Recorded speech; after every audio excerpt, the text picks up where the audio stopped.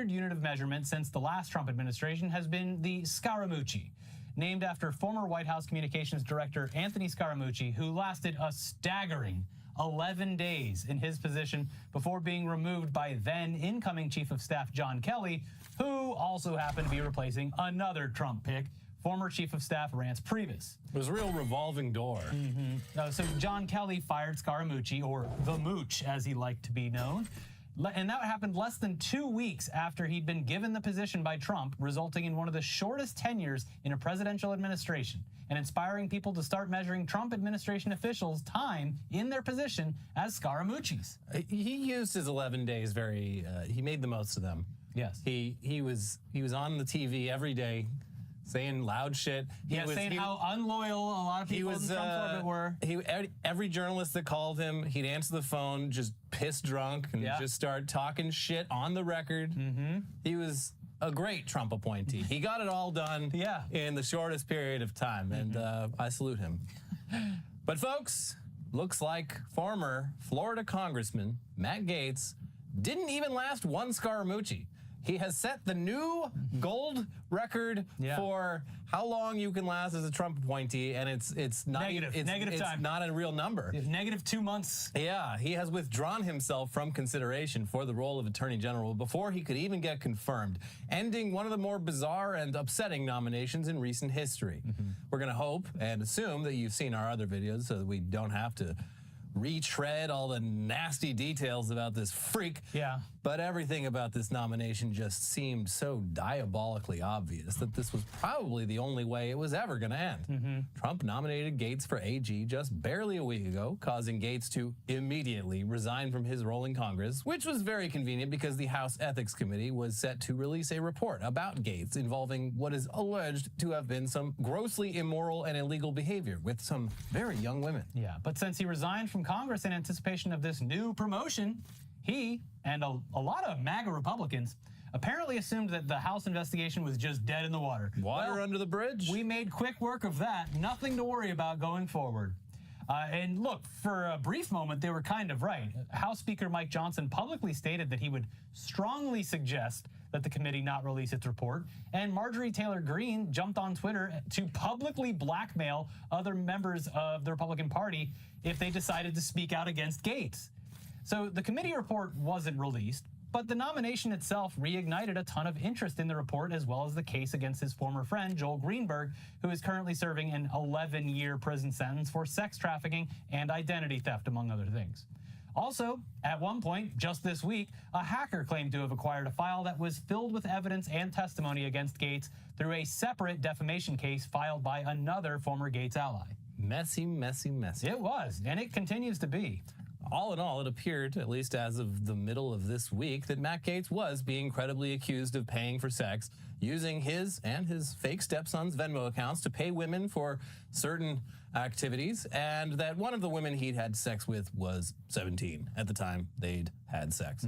Apparently, that alone wasn't enough to sink him, despite members of the Republican Party very vocally coming out against Gaetz, with some stating that there was no way he would actually get confirmed by the Senate. Well, Mr. President, a second sexual encounter with a 17-year-old has hit the news feeds. Yikes. And apparently that accusation, combined with everything else, was finally what ended his non-existent career as United States Attorney General. Here's the Associated Press with more. Matt Gaetz withdrew Thursday as President-elect Donald Trump's pick for Attorney General amid continued fallout over a federal sex trafficking investigation that cast doubt on his ability to be confirmed as the nation's chief federal law enforcement officer. The announcement caps a turbulent 8-day period in which Trump sought to capitalize on his decisive election win to force Senate Republicans to accept provocative selections like Gaetz, who had been investigated by the Justice Department before being tapped last week to lead it.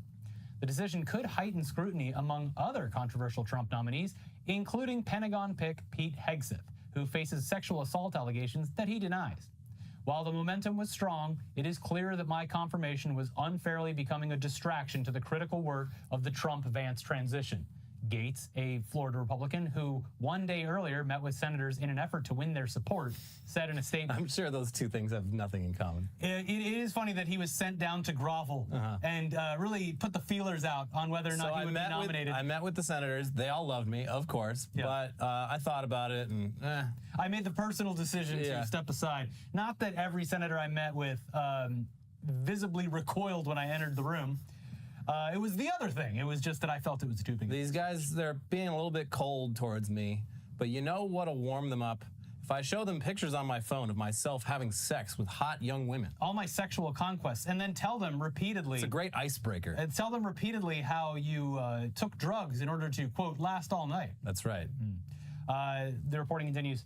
There is no time to waste on a needlessly protracted Washington scuffle. Thus, I'll be withdrawing my name from consideration to serve as Attorney General. Trump's DOJ must be in place and ready on day one, he added. And just a side note on all this, as he is known to do, Musk took to X, the Everything app, to talk about how great of a pick Matt Gaetz was immediately right before Matt Gaetz pulled his own name from the nomination. He knows how to pick them. Big things coming for Mr. Gaetz. Anyway, we already got Ken Paxton falling right into line. Doing what he does best, which is some fucking bullshit legislation in Texas that's just meant to attract the attention of Trump and conservative media. Yeah. As for the most recent updates regarding those Gates accusations, Gatesgate, CNN reported the following. The woman who says she had sex when she was a minor with then Representative Matt Gaetz told the House Ethics Committee she had 2 sexual encounters with him at one party in 2017. Sources familiar with her testimony tell CNN. The woman, who was 17 years old at the time, testified that the second sexual encounter, which has not previously been reported, included another adult woman. She also testified to both sexual encounters in a civil deposition as part of a related lawsuit, sources said.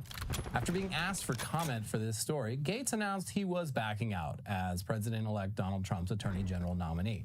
An attorney for the woman who was a minor at the time of these sexual encounters has called for the ethics report to be released immediately, noting that his client was a high school student at the time and saying there were witnesses. Yikes. And yeah, as we showed on our most recent episode, there's a whole gigantic chart. Look at this graph of Venmo transactions pointing at Gaetz. And if nothing else, even if these were just accusations, it's still fucking bizarre to send hundreds of dollars to legal or barely legal teens with notes like, love you, and thinking of you, or cartridges. Yeah. Thanks for being a friend. Very suspicious stuff. Tuition. Yeah. Car deductible.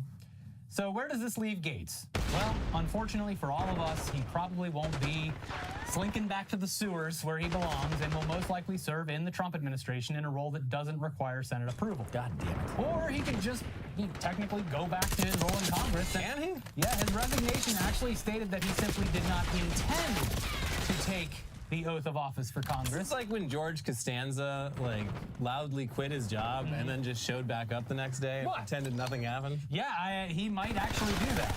He can now just intend to take the oath instead of not intending to, but of course that would open him back up for further scrutiny from investigators. Now his other options are becoming a full-time media surrogate for the Trump administration on various outlets, which he already does anyway. He can be the new Pete Hegseth. They got a lot in common. Yeah, and there's a position that's open just at the right time. Well, for now. Yeah. And a lot of people seem to think that this is part of the plan.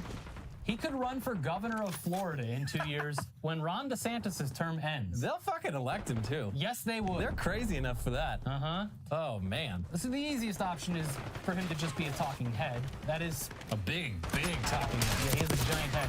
Because the other options will always bring back the very credible allegations about Gaetz. But running for Florida governor, that's they're like, listen, everyone outside of Florida might find all that pretty weird, but that's just how we do things here. Yeah.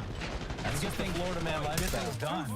Yeah, so one thing is for sure, this dude and his big Botox-riddled head will likely haunt us for a little while longer. Great.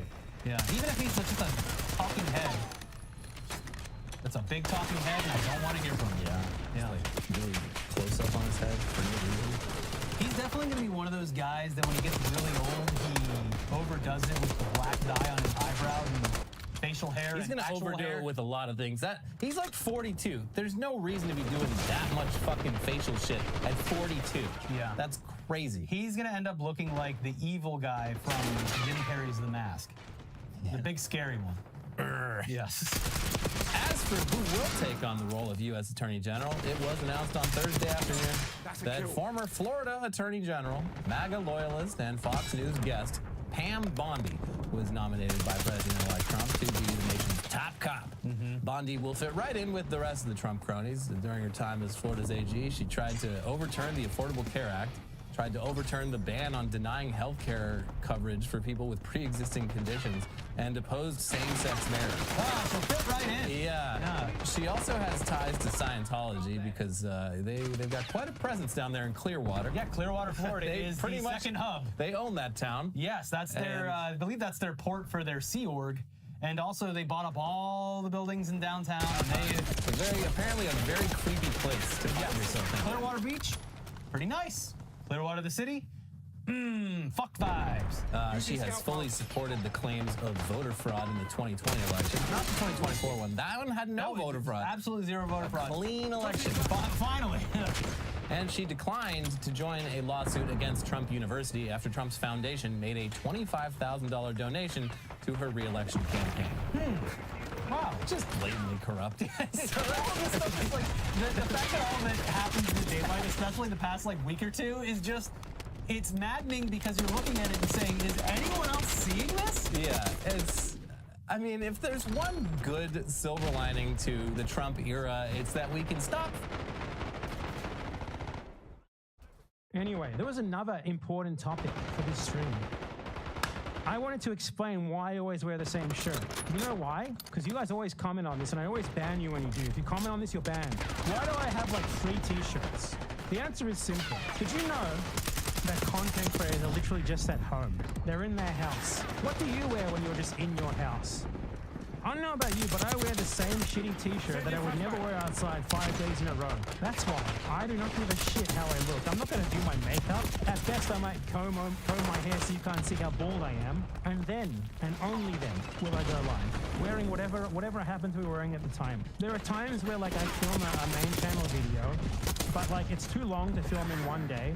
So like I save the shirt and I put it on the next day so that I can have the illusion that it was filmed in the same day rather than me changing clothes. And you guys fall for it. You never even notice. Why do my shirts all look the same? Because they are the same. Because I wear the same 3 shirts every single stream. Because I wear like the same 3 shirts when I'm just at home alone, but what are basically glorified pajamas. Don't you all? What do you guys wear when you're at home? Do you wear like that fucking formal wear? Hassan dresses up for his streams, but he's a freak. That's not normal. You should be investigated for that.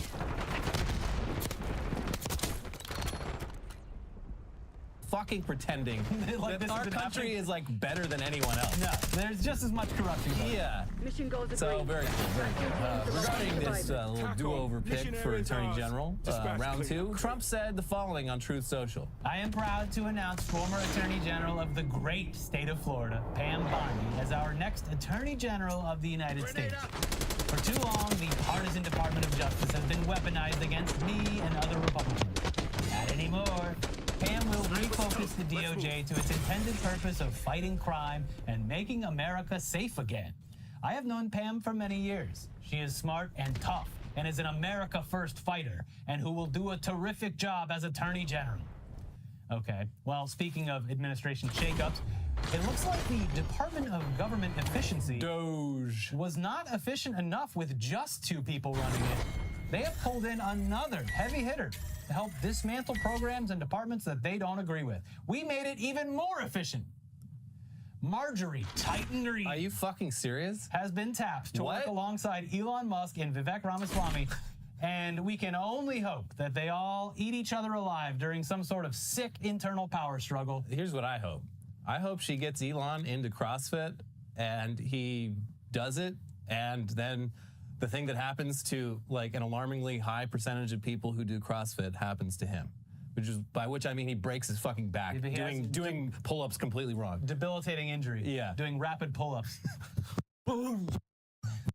I'm so fit. The other likely scenario. Exercise is a sport. The other likely scenario is Marjorie Taylor Greene asks for a little bit of IVF and to help, perpetuate the Elon Musk population. She's still fertile, probably. Maybe. I'm not going to comment on any of that, but I'm just saying anytime Elon Musk tends to work with women, they usually end up with his children. The cum is always on the table for those who want to take he's not fucking them. He's not having sex with them. That's disgusting.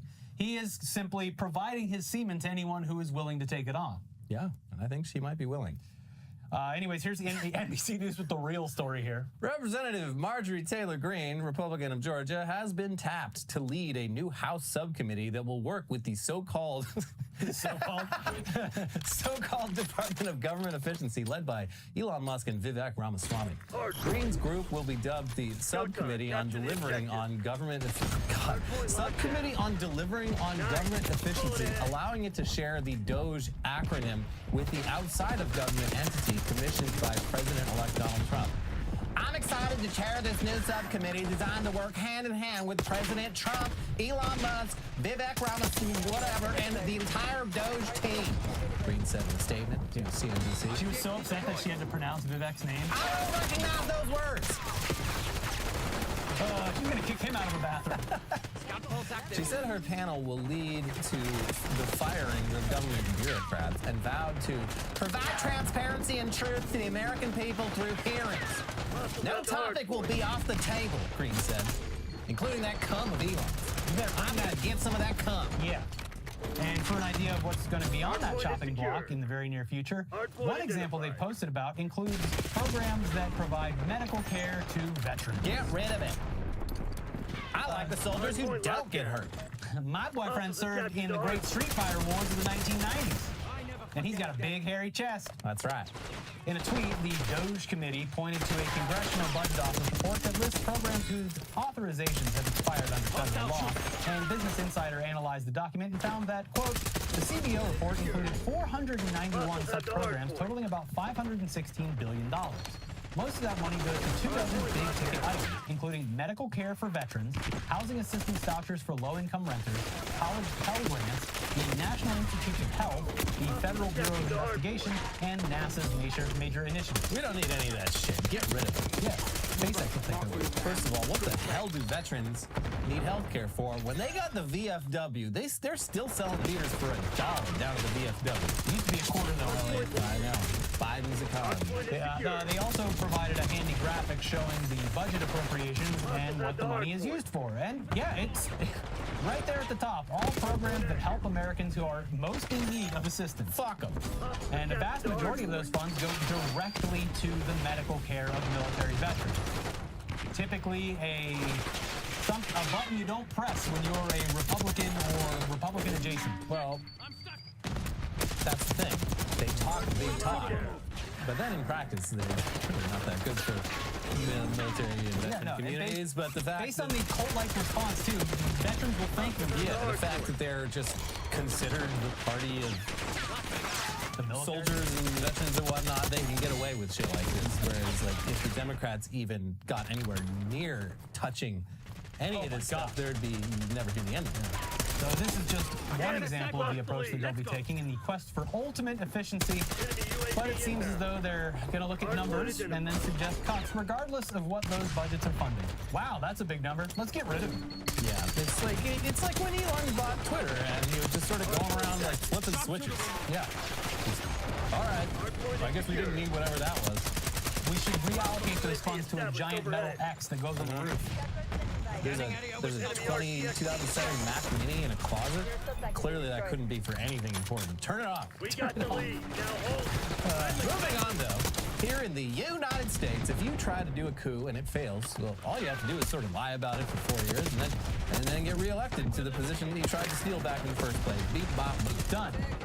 But down in Brazil, they do things a little bit differently. Looks like there might actually be some consequences for trying to do a coup. And the most hospitalized, sickest man on the planet, Jair Bolsonaro, will be fighting criminal conspiracy charges instead of fighting flightless birds, as he's been indicted for attempting a coup back in 2022. My theory is that he did the coup in order to get caught, to go to prison, to stay away from those emus. Yeah. Because they'll poke his eye out. They're everywhere. Yeah. Always watching. Here's NPR. Brazil's federal police say the former right-wing president, Jair Bolsonaro, attempted to launch a coup in 2022 to stay in office following his re-election defeat. The police indicted 36 other people as part of what they say was a criminal conspiracy working to keep Bolsonaro in power after he lost the 2022 election to President Luiz Inácio Lula da Silva. Among the persons allegedly part of the conspiracy are Bolsonaro's former defense minister, who was also his vice presidential running mate, and a number of former close aides. The federal police report called the coup an attempt to violently dismantle the constitutional state. On Tuesday, officials arrested 4 members of the military, including a top aide to Bolsonaro, who they said colluded to assassinate then-President-elect Luiz Inácio Lula da Silva, his vice presidential pick and a Supreme Court justice. The plan was to spark a federal emergency that would allow Bolsonaro to declare a state of siege and stay in power as a caretaker government.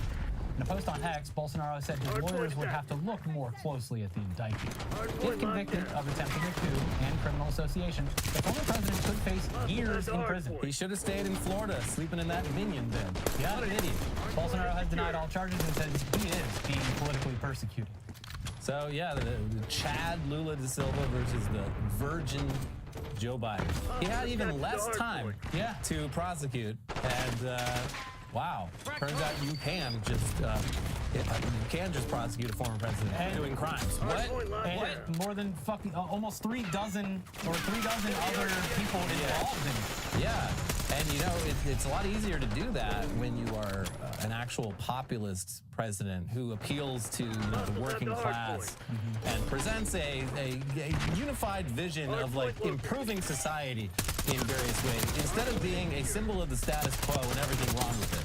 It's crazy how much more you can accomplish when you stand for something. It is going to be looked back as just catastrophic that someone tried to do a coup and then just nothing happened. Yeah. And then they got reelected. Yeah, it's just, again, silver lining. Everything's fucking bullshit. Yeah. All the things that are supposedly great about America are fucking bullshit, and they always were, but now we know. There's some good things. Yeah? Yeah, like theme parks and hot dogs.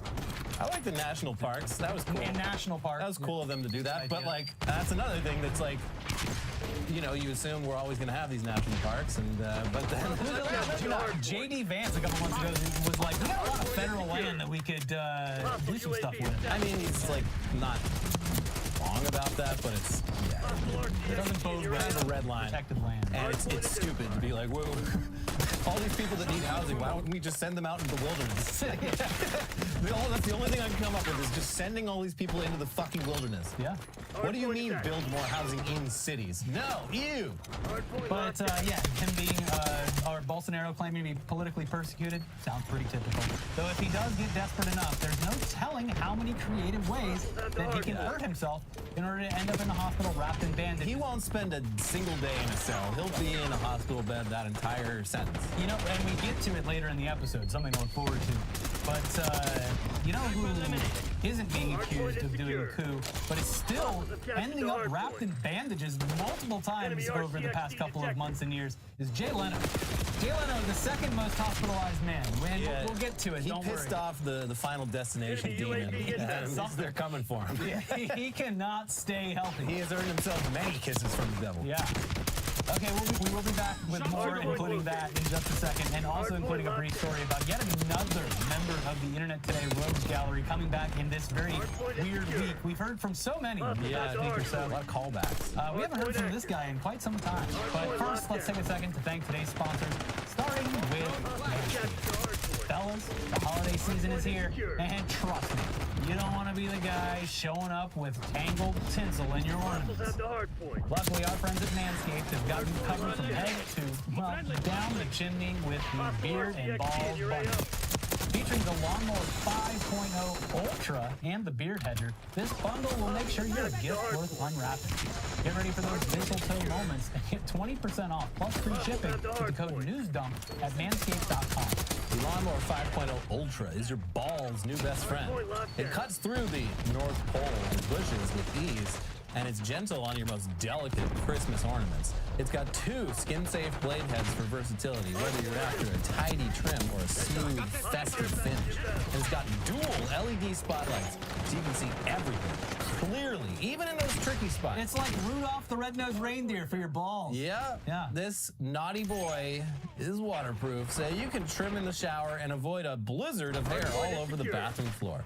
Its travel lock feature is ideal for holiday getaways, ensuring your trimmer stays off in your luggage and ready for action when you are. And it's perfect for a quick trim before any holiday party. No one wants to find hair in their eggnog. There's also the Beard Hedger. Keep your beard in check, or Santa might think you're after his job and his wife. The Beard Hedger's titanium-coated Keyblade will tackle your winter beard, whether you want to go full-on Santa or keep it neat for New Year's. It has a built-in zoom wheel with 20 different lengths, which means no more bags of assorted garbage. It's waterproof, too, perfect for trimming after a snowball fight or just freshening up in the shower. It's got 60 minutes of runtime with an LED charge indicator, because nothing's worse than a half-finished beard when your sleigh is ready to go. Join the 11 million men worldwide who trust Manscaped to stay sharp this holiday season. Get the Beard and Balls bundle today and slay your grooming routine. Get 20% off plus free shipping with code NEWSDUMP at manscaped.com. That is 20% off plus free shipping with the code NEWSDUMP at manscaped.com, because Santa isn't the only one who needs his sack well groomed this year. This episode's also brought to you by Public Rec. Let's be real, guys. Wearing nice pants sucks. Who decided that stiff, uncomfortable fabric squeezing your family jewels was the key to looking sharp? Well, here's an early holiday gift from me to you. Those days are finally over. Public Rec's Daymaker pants are here to make sure you stay comfy and classy this season. They feel like your favorite sweats, but they look like tailored pants. No one's ever gonna know. Nobody's the wiser. They're super stretchy with an elastic waistband, so you can rock them anywhere.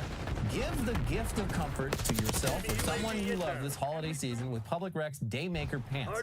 And for a limited time, you can get 20% off your entire order with code NEWSDUMP at publicrec.com. 20% off when you use promo code NEWSDUMP at publicrec.com. Now, if you know us, you know we love comfort. And that's why we were thrilled to take Public Rec's Daymaker pants, as well as some of their classic shirts, for a spin. And we can confirm, these clothes, comfy as hell. Their proprietary blend of performance materials provides the perfect combination of breathability and stretch while still holding its form. You'll never want to take them off. But they're not just comfy, they're stylish too. The Daymaker pants come in 10 unique colorways, from navy, dark olive, and stone gray. You're sure to find the right color for you. Public Rec not only has the most comfortable pants ever made, but they have a huge selection of high-quality everyday basics. You can revamp your entire wardrobe with their perfect-fitting polos, shorts, and hoodies. Stop suffering in regular pants and give the gift of comfort this holiday season. For a limited time only, our viewers get 20% off when you use code NEWSDUMP at checkout. That's 20% off with the code NEWSDUMP at publicrec.com. After you purchase, they'll ask you where you heard about them. Please support our show and tell them we sent you. Yeah. Say goodbye to pants that put up a fight, because when comfort meets style, you've found Public Rec. All right, now let's get back into the news, and here's a name that we haven't heard in a little bit. Jussie Smollett. Oh, shit. Yeah, that would be... We really are going into another Trump era, aren't we? That would be the actor from Empire who faked a hate crime against himself in a way that was so obvious that it led to months of ridicule and some pretty serious charges against him. Yeah, I mean, he wasted a lot of local resources. Yeah, for a quick recap, Smollett apparently wanted a bit more notoriety and a larger paycheck. It's a hell of a plan. Yeah, so he cooked up the craziest caper you've ever heard. Surely they'll give me more Right here in Sweet Home Chicago. Fake a hate crime. Mm-hmm. So he paid two guys who also apparently worked tangentially on the show. Two, like, Nigerian dudes. Yeah, he paid two guys to dress up as MAGA supporters in Chicago, of all places, and then physically attack him and call him a bunch of slurs. And also put a noose around his neck, but like... No, it was only, the cops came once, and then he put the noose on after again. He I forgot the noose. Oh, yeah. Yeah. This all fell apart very quickly after a very expensive why the hell do you investigation even by do the it in city of Chicago? Like, and they that ended up does just not bringing the happen in crime on Chicago. Smollett himself. Though the fact that he had diverted funds and time away from other very important crimes to solve this fake one left a real bad taste in people's mouths. Yeah, you shouldn't be able to just do that. Also, it was during a time where very, very, very real and serious hate crimes were happening a lot. Yeah, no, there was a solid, 1 or 2 years after that where anytime anything happened... Domination. Oh, there's another Jussie Smollett. Yeah. Great job, asshole. Locking down He was charged with filing a false police report, and at the time, his defense team reached a deal with the prosecutor's office where the charges were dropped after Smollett performed 16 hours of community service and forfeited a $10,000 bond. Now, this was extremely suspicious after all of the media notoriety the case received, and the prosecutor who dropped the charges, Kim Fox, with 2 X's, was then investigated over her decision. Smollett was indicted again a year later under similar charges.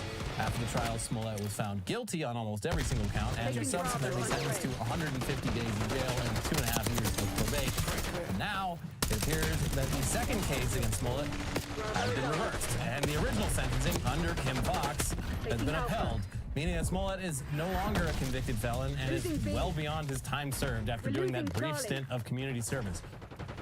Here's USA Today.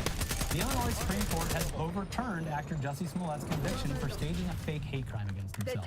In a decision issued Thursday, the court said the Empire actor, 42, should not have been charged for the same incident a second time after the original charges brought against him were dropped in 2019. That is double jeopardy. Yeah, this is like, you can get mad at the situation, but this is on that prosecutor who was then got in a lot of trouble for doing that. Right. So it's kind of on them for not upholding justice in the scenario. He got lucky. Smollett was alleged to have falsely reported to the police that he was a victim of a hate crime. He was found guilty in 2021 on 5 counts of disorderly conduct. Because the initial charges were dismissed as part of an agreement with Smollett and he performed his part of the agreement, the second prosecution was barred, he said. And look, a lot of people have been talking about this online. This has less to do with Jussie Smollett avoiding harsher punishments and more to do with the former prosecutor cutting a deal with his defense team. Very suspicious deal. Yeah, and that just resulted on him getting a little slap on the wrist. The courts basically said that he had fulfilled his original obligations and the charges were dropped. So he couldn't legally be tried and convicted again. Either way, this is so far in the past that it is unlikely he was experiencing any kind of punishment to this day, aside from the very, very self-inflicted destruction of his own career. Yeah, is he still acting? His sister's and stuff, I believe. She's great. Yeah, she's hot. The only thing I've seen Jussie Smollett in, and I watched this recently, was Alien Covenant.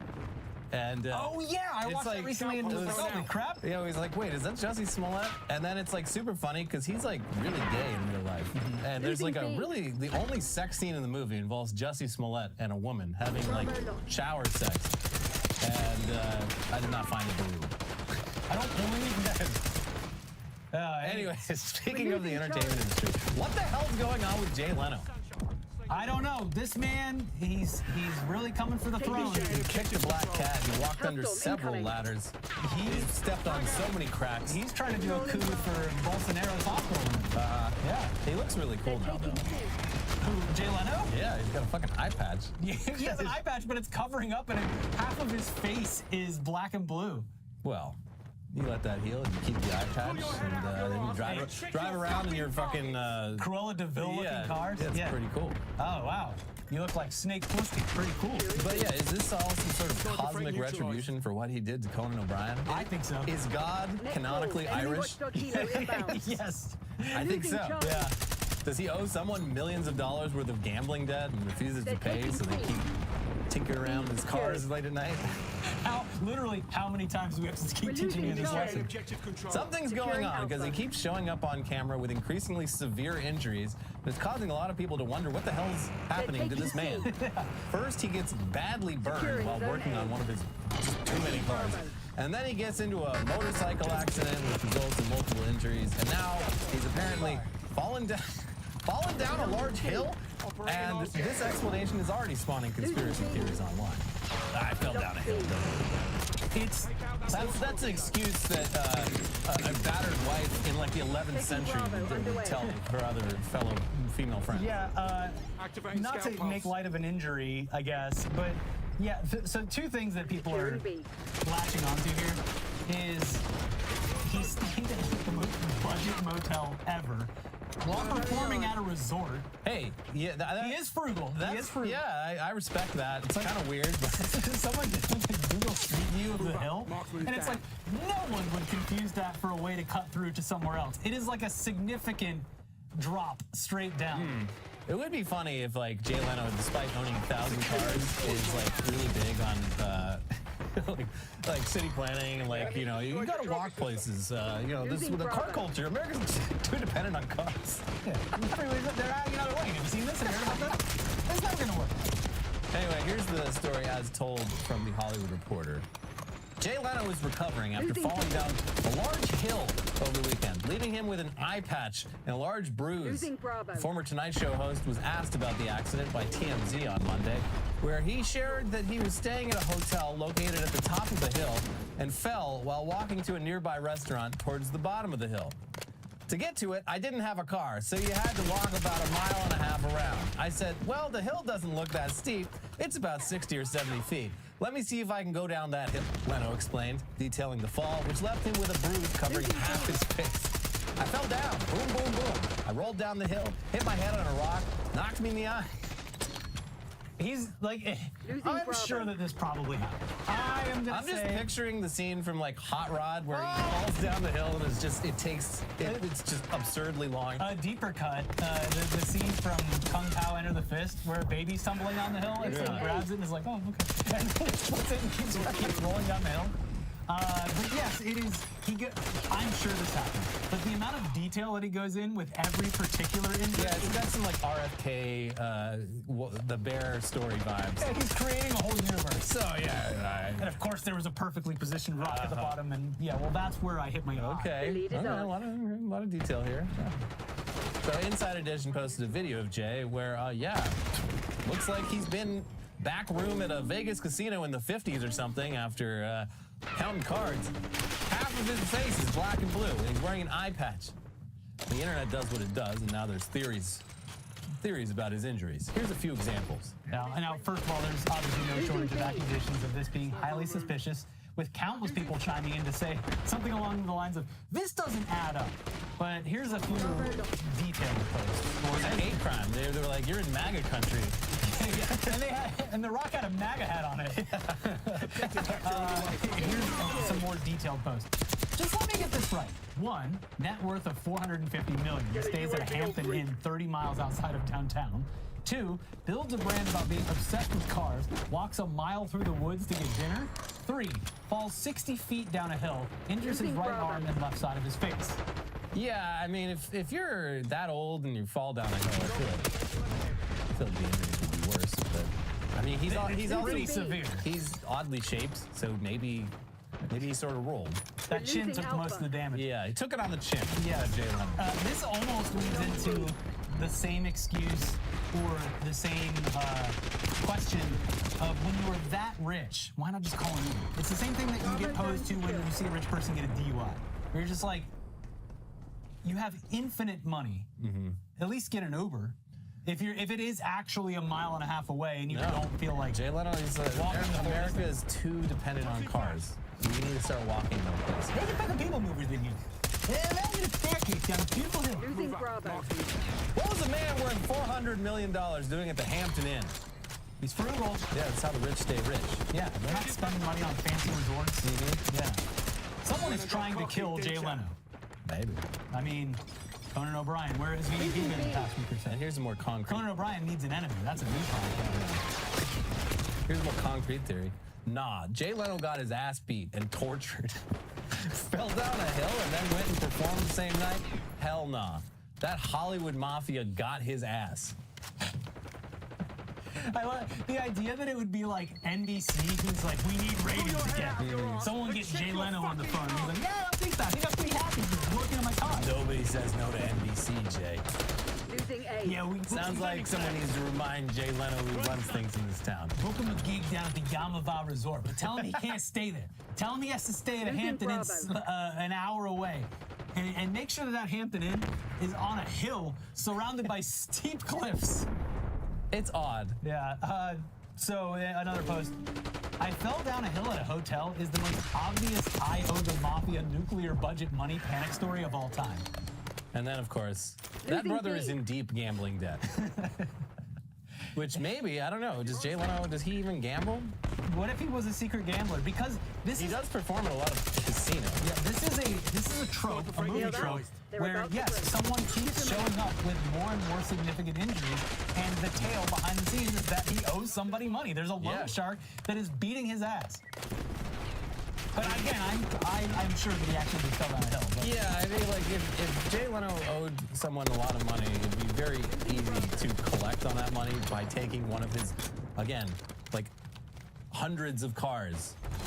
No one would even know it was gone. Take the one that burned me. I don't like being around it. I don't like looking at it. That car's evil. Yeah. Anyways, finally today, a few dumb crypto news stories for you, including a follow-up to a years-old story about a duct tape banana being labeled as an art piece. Oh, I like that. And then selling for a whole lot of money. Would you be surprised to learn that the new owner of that banana is a crypto bro? No, not at all. Well, here's Dallas ABC outlet WFAA with more. A piece of conceptual art consisting of a simple banana duct taped to a wall sold for $6.2 million at an auction in New York on Wednesday, with the winning bid coming from a prominent cryptocurrency entrepreneur. Comedian by Italian artist Maurizio Catalan was a phenomenon when it debuted in 2019 at Art Basel, Miami Beach. As festival goers tried to make out whether the single yellow piece of fruit affixed to a white wall with silver duct tape was a joke or cheeky commentary on questionable standards among art collectors. At one point, another artist took the banana off the wall and ate it. The piece attracted so much attention that it had to be withdrawn from view. But 3 editions sold for between $120,000 and $150,000, according to the gallery handling sales at the time.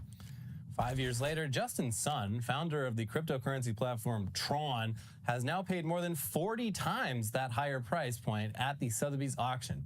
Or more accurately, Sun purchased a certificate of authenticity that gives him the authority to duct tape a banana to a wall and call it comedian. Oh, This boy. is such a crypto bro thing to buy. It's literally a real-life NFT. He bought the receipt to some art. Now he can say it's his. No, I have the certificate of authenticity. Any banana that I tape to a wall is the banana taped to a wall. It's the infinite money glitch. Yeah. You just keep taping bananas to walls, and since you're the guy who owns the $6 million banana, you just put up as many $1 million bananas as you want, I guess. Now we're going to put it on the blockchain. Very cool. Anyway, the article continues. Bidding started at $800,000 and within minutes shot up to $2 million, then $3 million, then $4 million, and higher as the auctioneer, Oliver Barker, joked, "Don't let it slip away.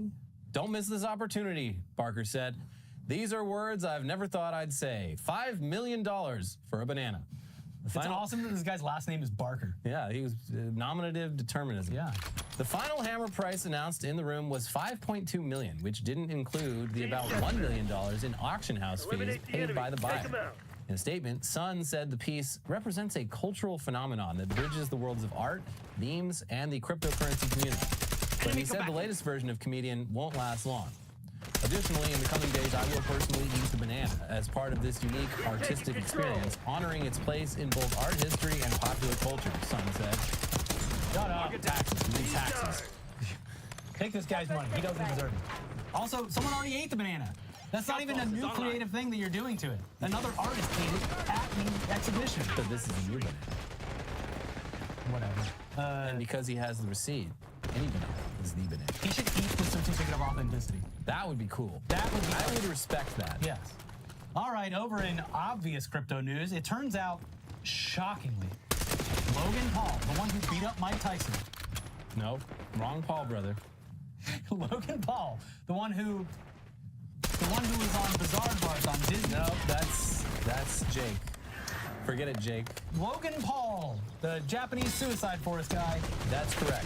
has been accused of misleading his young, impressionable fans over crypto investments. What? And is now facing a multi-million-dollar lawsuit regarding the Crypto Zoo project.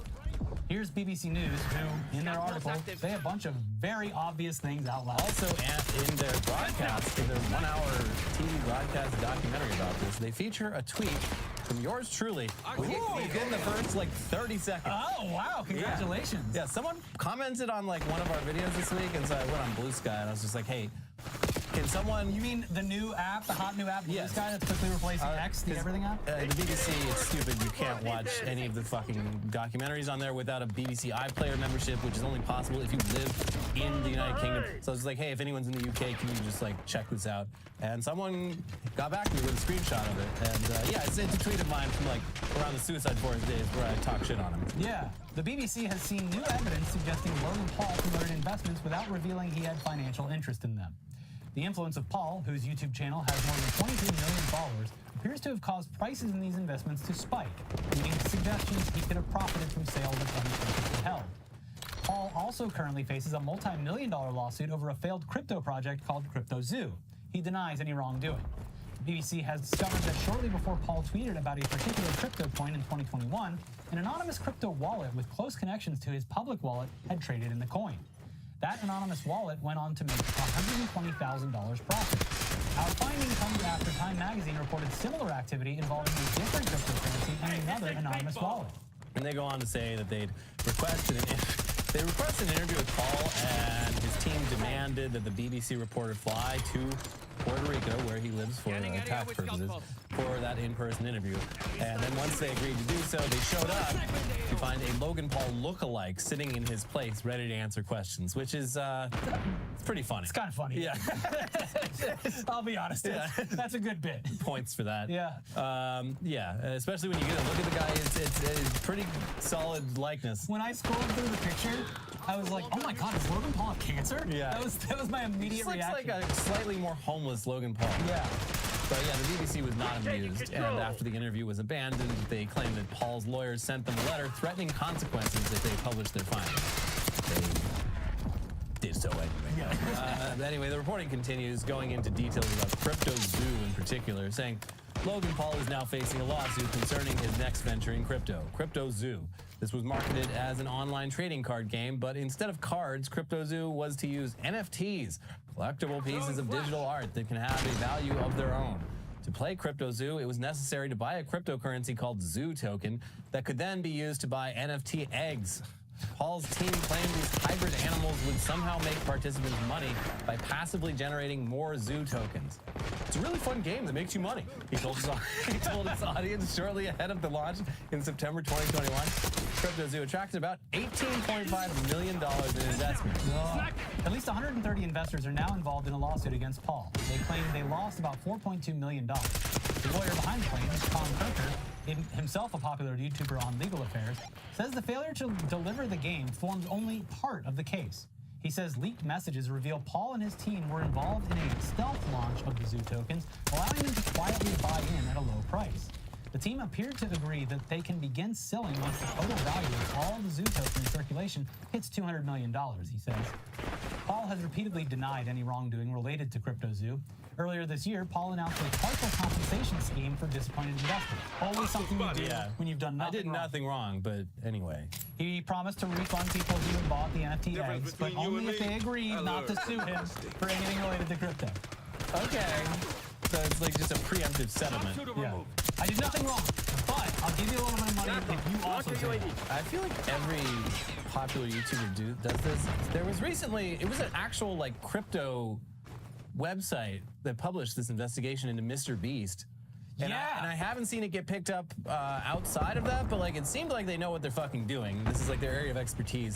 And it was a very lengthy, detailed. I half this shit I can't fucking follow it, but like it seemed like a pretty rock solid case that Mr. Beast has been like wash trading cryptos for like years and has made tens of millions of dollars rug pulling people. Yeah. And I feel like a lot of this is just, I mean, it's predatory in the sense that they ripped off their fans, but also the fact that they were probably doing this like la la la la la, where they're like, yeah, this company's gonna give you a ton of the crypto, and then like you promote it, and then like that's worth money, you can cash out whenever. And it's like, oh, okay, sure. Yeah. No. Or in Logan Paul's case, who allegedly conspire behind the scenes to actually do that. So yeah, that's the thing with Logan Paul, is like he put his fucking name and face to this, where the Mr. Beast thing is just, he would be like, oh, I just bought some tokens of this, and then a bunch of people would buy them, and then he'd sell those tokens and make a huge profit. Yeah, he would like tweets or respond to tweets by companies like, oh yeah, pretty cool project you got here. Anyway, these people are all terrible. Yeah, but you know who's not terrible? You know who you can buy a physical product from? Centering church life. That's right, baby. Take a look at these. That's releasing, as of the time you watch this, it might be out, but we will leave a link in the description below. It goes live at 3 p.m. Eastern today, Friday. What's today? The 22nd. Yeah. You can buy this, and it helps us out. They sit on top of your monitor. They can sit wherever they look at you. They laugh at you. Yeah. Laugh with you. This is not an investment. This is not investment advice. This is just a product. This will not gain value. No. In fact, it'll probably lose value. Yes. But buy at the top. That's what they always say. Yeah. And that's us right now. You can buy us. Go to the link in the description. If it's after 3 p.m. Adult on Friday. collectible, not a toy. That's right. It's a Russell box. But anyways, These aren't dolls, these are figurines. and they're collectible. Make sure you leave a like on the video. Do it right now. Click the like button. We really appreciate you doing that. If you'd like to talk about anything we mentioned today, including our little guys here, leave a comment below. Get a conversation going. Tell us about something you did today. I don't care. Then click the subscribe button if you're not already subscribed. Do it. These are Monitor Buddies. Buy them. And then watch our 2 most recent videos. We got some tech news, some RozzleCon news. We got a bunch of stuff for you to watch and listen to. So check all that out, and we'll be back with some weird news soon. Bye-bye. Boom! Boom! This video is sponsored by Surfshark VPN.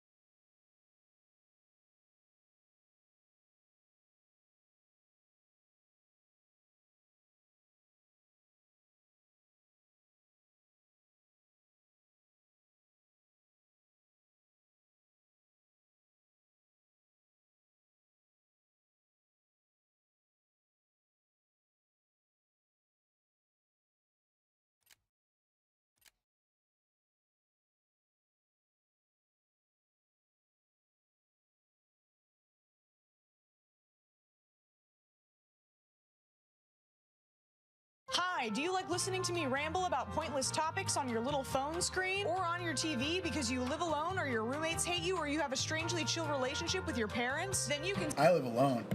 see me live in Dallas, Texas at the Arlington Music Hall on December I'm nowhere near there. 8th. That's right, you can be in the same room as me while I tell jokes on an actual stage, probably soaked with sweat. Don't make me tell jokes and dance in an empty auditorium because I will do it and it will destroy my self-esteem. Buy tickets right now at x1entertainment.com/FFB using the link below. Hey guys, how are we all doing after the, I think now's a good time to remind you all that the Funky Frog Bait channel has always promoted conservative Christian values. For no particular reason. I've been on the front lines battling these pronoun havers in their LGBTQRSTUV agenda. The chemicals enhance my homosexuality. With their colored hair. Don't look at that. And the ugly bull rings in their noses. The only piercings I want to see are in the hands and feet of my Lord and Savior. And sometimes women's ears, but only on the lobe.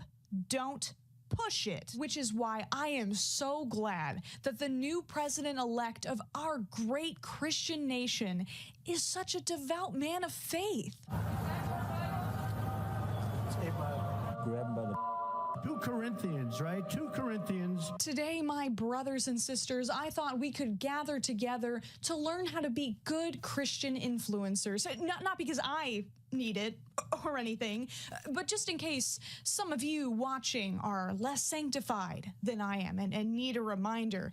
Thankfully, there are so many godly examples that we can look to for guidance on Instagram Reels. Any evil or demonic presence that seeks to do harm, you are cast out of this house in the name of Jesus. Get out. If you get this chip, you will sell your very soul to the devil.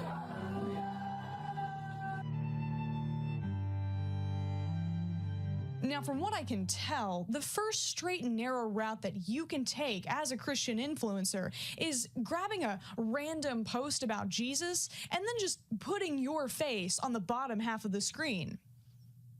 No, that's it. Did you know that if you look at this picture closely, you can see the face of Jesus? Now tilt your phone just like this. You can see him more clearly. Wow, double tap the screen right now if you can see Jesus. Then subscribe and share this blessing with a friend. Apparently, the Holy Spirit is 80 proof, and I'll have what she's having. That confusing bowl of AI-generated cereal / peanuts with a suspicious-looking splash of milk in the shape of a beard.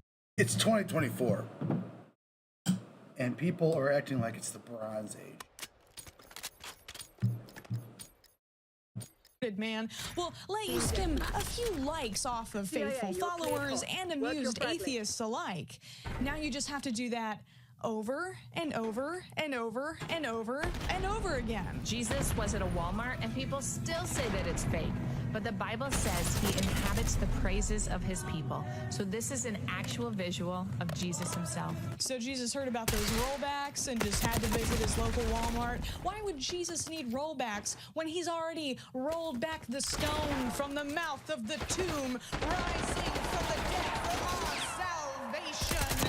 Can I get an amen? Sorry, I don't know what came over me. It was so sudden. That was scary. Now, one of the perks of being a Christian influencer is that you don't have to put that much effort into your content. You can just guilt people into interacting by telling them that the literal devil wants them to scroll. Do not scroll. The devil does not want you to see this video. He's trying to block it from the path that the Lord has for you. People still believe in the devil. Do not scroll. The devil does not want you to see this. Do not scroll. The devil does not want you to see this video. Do not scroll. The devil does not want you to see this. Do not scroll. The devil does not want you to see this. Sometimes the post to you 8th commandment from someone else doesn't even have to be related to Christianity at all. You can get really creative with it. The devil made this little girl fall while running to Stitch. The devil loves when you scroll, but if you love Jesus, Devil loves when you scroll. Now, look at this dude. Look at this dude. They're like, Ashes in this like back and like sucks ass. I mean, Christianity is so cheese, and American Christians are like the dumbest people on the planet. And the fact that like their fascism is like dripping in this fucking dumb Christianity of American Christianity is just, it's embarrassing. It's fucking embarrassing. subscribe or follow. These accounts love AI. 90% of what they post is Jesus playing peekaboo and pictures of people with impossible anatomy and really ugly cartoons. Oh no! Please don't send that baby to Dell. The reviews on Glassdoor said they have a toxic work environment. You won't see him unless you squint. Do you see him? I can't see anything. Wait. Hosier? Now, you might be thinking to yourself, oh my God, there's no way that constantly posting this derivative digital garbage, setting these low-effort spiritual booby traps to wrest engagement from the arthritis-riddled claws of saintly senior citizens could possibly work. First of all, don't take the Lord's name in vain. Second of all, have you considered that through God, all things are possible? Did you know that this minion didn't die for you? The devil wants you to think he's Spider-Man. For instance, God has seen fit to bless our brother Caitlin. Why does the devil give a fuck about Spider-Man? 260,000 followers on Instagram and 3.5 million subscribers on YouTube. So, the real question is, why the frick are the rest of us trying so hard? But before we continue, I'd like to take a second to talk about today's sponsor, Laylo. Laylo is offering massive discounts this holiday season for their Black Friday event with prices so low they're in hell. And you guys can save even more by using my code FUNKYLAYLO20 at checkout for an extra 20% off. Exploring your body can be very beneficial for your mental and physical health. Laylo's products can enhance this experience or provide exciting new ones. Get to know Laylo's large catalog of luxury toys in a biblical way, like their best-selling Enigma Double Sonic that's marked down right now for the very first time. They have a wide range of options for different preferences and anatomy, making them the perfect gift for yourself or that special someone in your life. Laylo does not compromise on quality. Every personal massager is made from ultra-smooth premium silicone and is fully waterproof. But hurry, this offer is only available for a limited time. Click the link in the description to take advantage of these Black Friday prices and make sure to use my code FUNKYLAYLO20 for an additional 20% off your purchase. Being a Christian influencer is a tough job because you always have to be ready to record yourself warding off demonic activity. So true.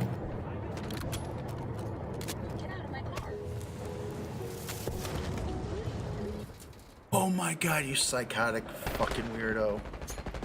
I love that these like complete freaks can put themselves in the internet and like pretend like they're like better than everyone else because they're delusional and fucking weird. Only in America. Only in America. Love this country, man. The freest goddamn diggity country in the goddamn earth.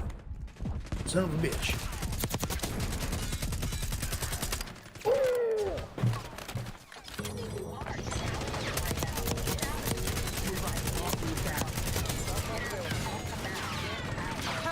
Of the demon to wait for you to prop your phone up on the dashboard before using its psychic move. I guess that means that Jesus is a ghost type Pokemon. I choose you, King of the Jews.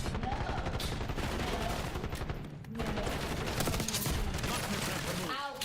Binary abuse. Get out. I ain't playing. Get out. What is she? What is? She's treating demons like they're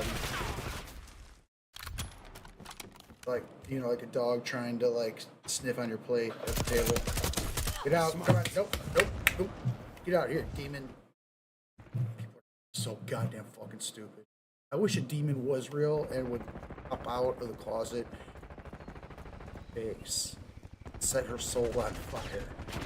Doom guy will never save her because demons are brutal.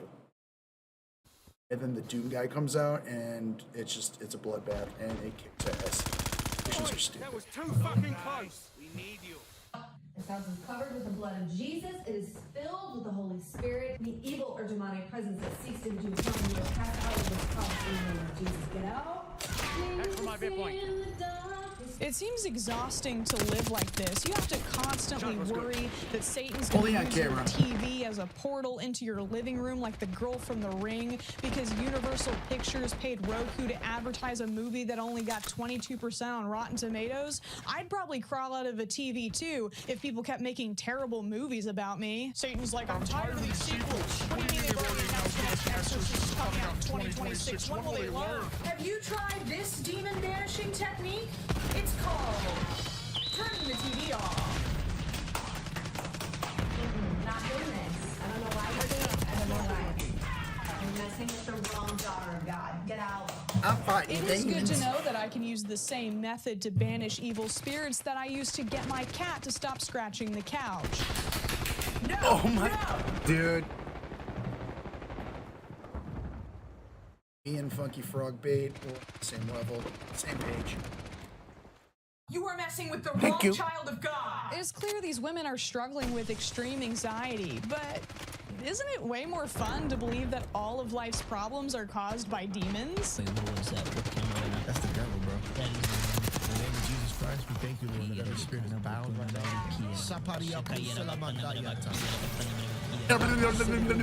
Depression? Demons. I just got killed because I was speaking in the holy tongues. Person approaches you on the train? Demons.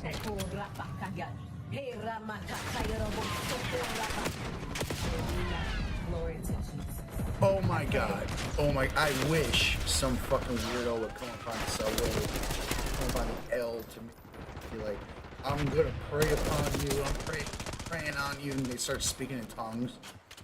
I'm just gonna start speaking back in tongues, like,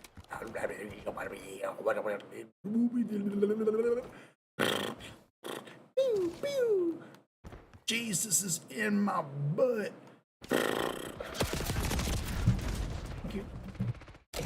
You get free, be loosed in the name of Jesus Christ. Now, if she didn't add the caption and you asked me which of these two people is possessed, I'd probably only get it right on my second guess. Don't try this at home. I cannot advise speaking in tongues to the mentally ill on public transportation. You might pull off an exorcism.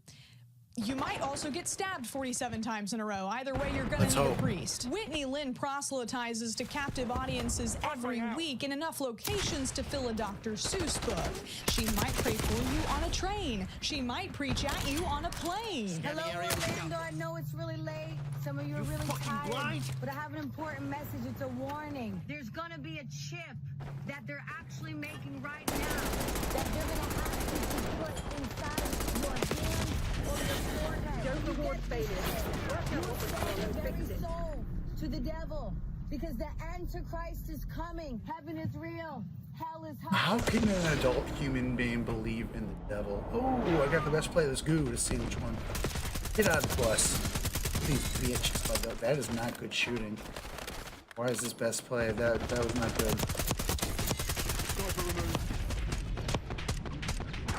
That was terrible shooting.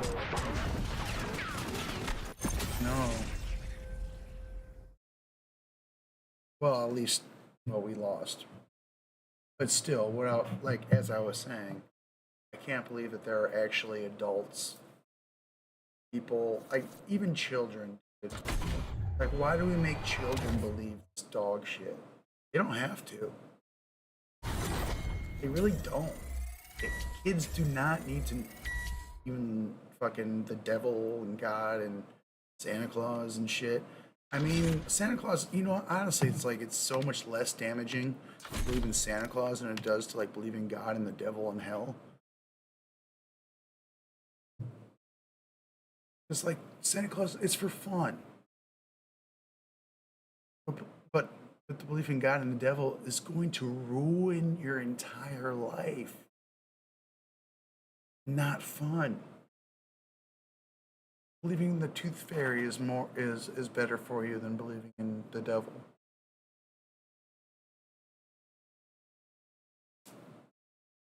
Believing in the devil is like a really bad idea. Because it's like it creates an anxiety that's not necessary. Like people shouldn't be afraid of like going to hell.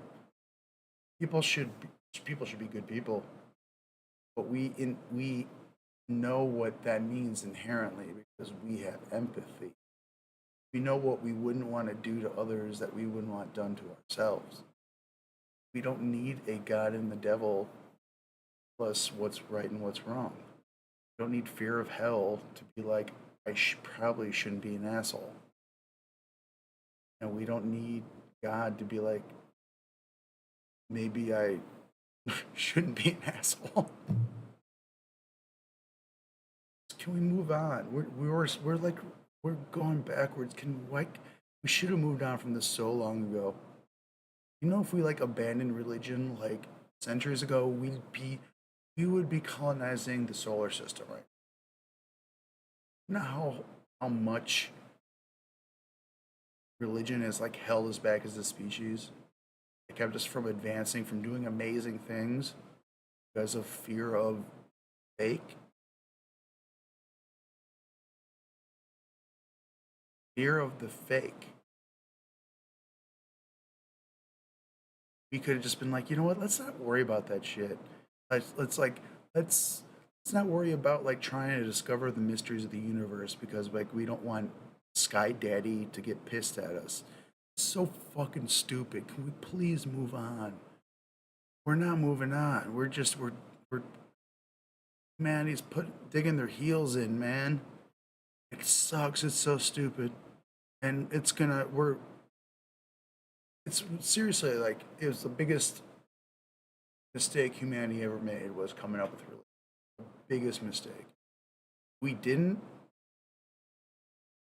or if we were able to abandon it in a timely manner, we would seriously, like, the idea of climate change would be laughable. We would have had a grip on science centuries ago. Back during the Dark Ages, we would have been trying to figure out how to get to space. You realize that?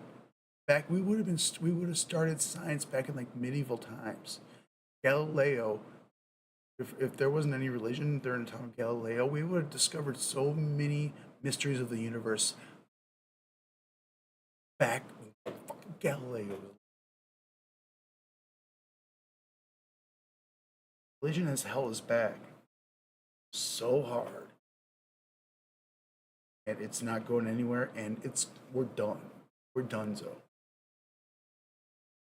If humanity can't get a religion, we are fucked. We're not getting off this fucking planet. We're gonna destroy this fucking planet. We're gonna go extinct.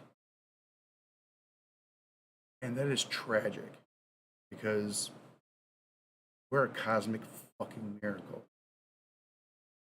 The fact that like that we even exist, we are able to like that we are a product of evolution is so much more mind-blowing than any dog shit you're gonna read in any holy text. Sorry, not sorry.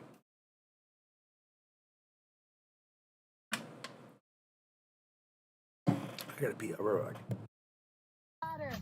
Jesus is coming back. This should automatically put you God, I hate that shit. on the no-fly list. If you start yelling at me about the Antichrist while I'm trying to get my duffel bag out of the overhead after sitting too long in a seat that's too small and that I paid too much for, I'm going to be put on the no-fly list. I will resort to violence. For those of you who have missed a few Bible studies, the chip that she's referring to is an interpretation of the mark of the beast from Revelations. There's no textual basis for the mark of the beast being a physical implant whatsoever. It's basically like modern AU fan fiction or those hipster edits of Disney princesses, but for Christians who are horny for the end times. But come on, lady, this is Spirit Airlines behavior. Oh. I see you've hit them up too. It's time to be bold and unashamed of the gospel of Jesus Christ because the days are growing colder. Actually, they're getting hotter. Measurably. Hell is empty and all the devils are here to use our oceans as a big jacuzzi. But the wages of sin is death, hell, forever. So this woman can scream prophecies on a plane, but if a gentleman who happened to be named Ali wanted to say a quick prayer before his flight, he'd be tackled by TSA before he could take his shoes off. Nowhere is safe from this woman's surprise sermons. A plane, a train, a tram, a car. Whitney will find you wherever you are. You guys know about the real origin of Halloween? No. It's so evil that there's witches on like the night before doing curses, seances, drinking babies' blood, devil worship, right? She sets up her soapbox at Walmart, Trader Joe's, Ross, sometimes multiple times, while her fellow shoppers silently try to avoid making eye contact with her. Though, I don't know, Chick-fil-A? That kind of seems like a case of preaching to the choir. I'm on the Trump train. Why? He is not ashamed of the gospel of Jesus Christ. He is not ashamed to lift up Jesus. So Trump, 2024, hallelujah. I'm wondering what one or two of your most favored Bible verses are and why. I wouldn't want to get into it because to me that's very personal. You know, when I talk about the Bible, it's very personal, so I don't want to get into it. Sour King Drew is another creator who likes to start these spontaneous worship sessions with strangers. For example, dancing on top of a table while blasting gospel music through a portable speaker to kick off a one-man flash mob.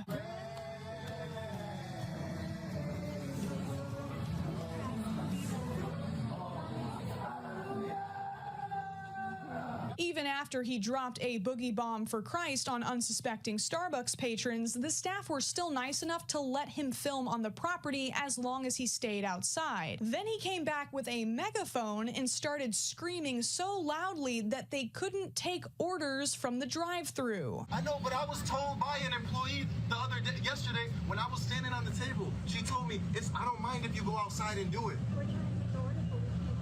Okay. If the Lord brings me somewhere, I'm gonna go there. I'm gonna obey. And I'm gonna preach, right? I'm gonna do whatever he tells me to do. I've always been terrified of people who use this type of language. God told me to do this. The Lord called me here. Because from an outside perspective, you're just assigning divine inspiration to random impulses you have. What if God tells you to go shoot up a Waffle House? True story, by the way. Or go full-blown Abraham on your firstborn, later inspiring an addicting roguelike video game. Are you sure God is calling you to film yourself yelling at random people on the sidewalk shirtless instead of, I don't know, volunteering at your Sorry, I need to do a couple things. I didn't mean to jump out like that. That was rude. local soup kitchen or something? Perhaps have a genuine conversation with a person without posting it?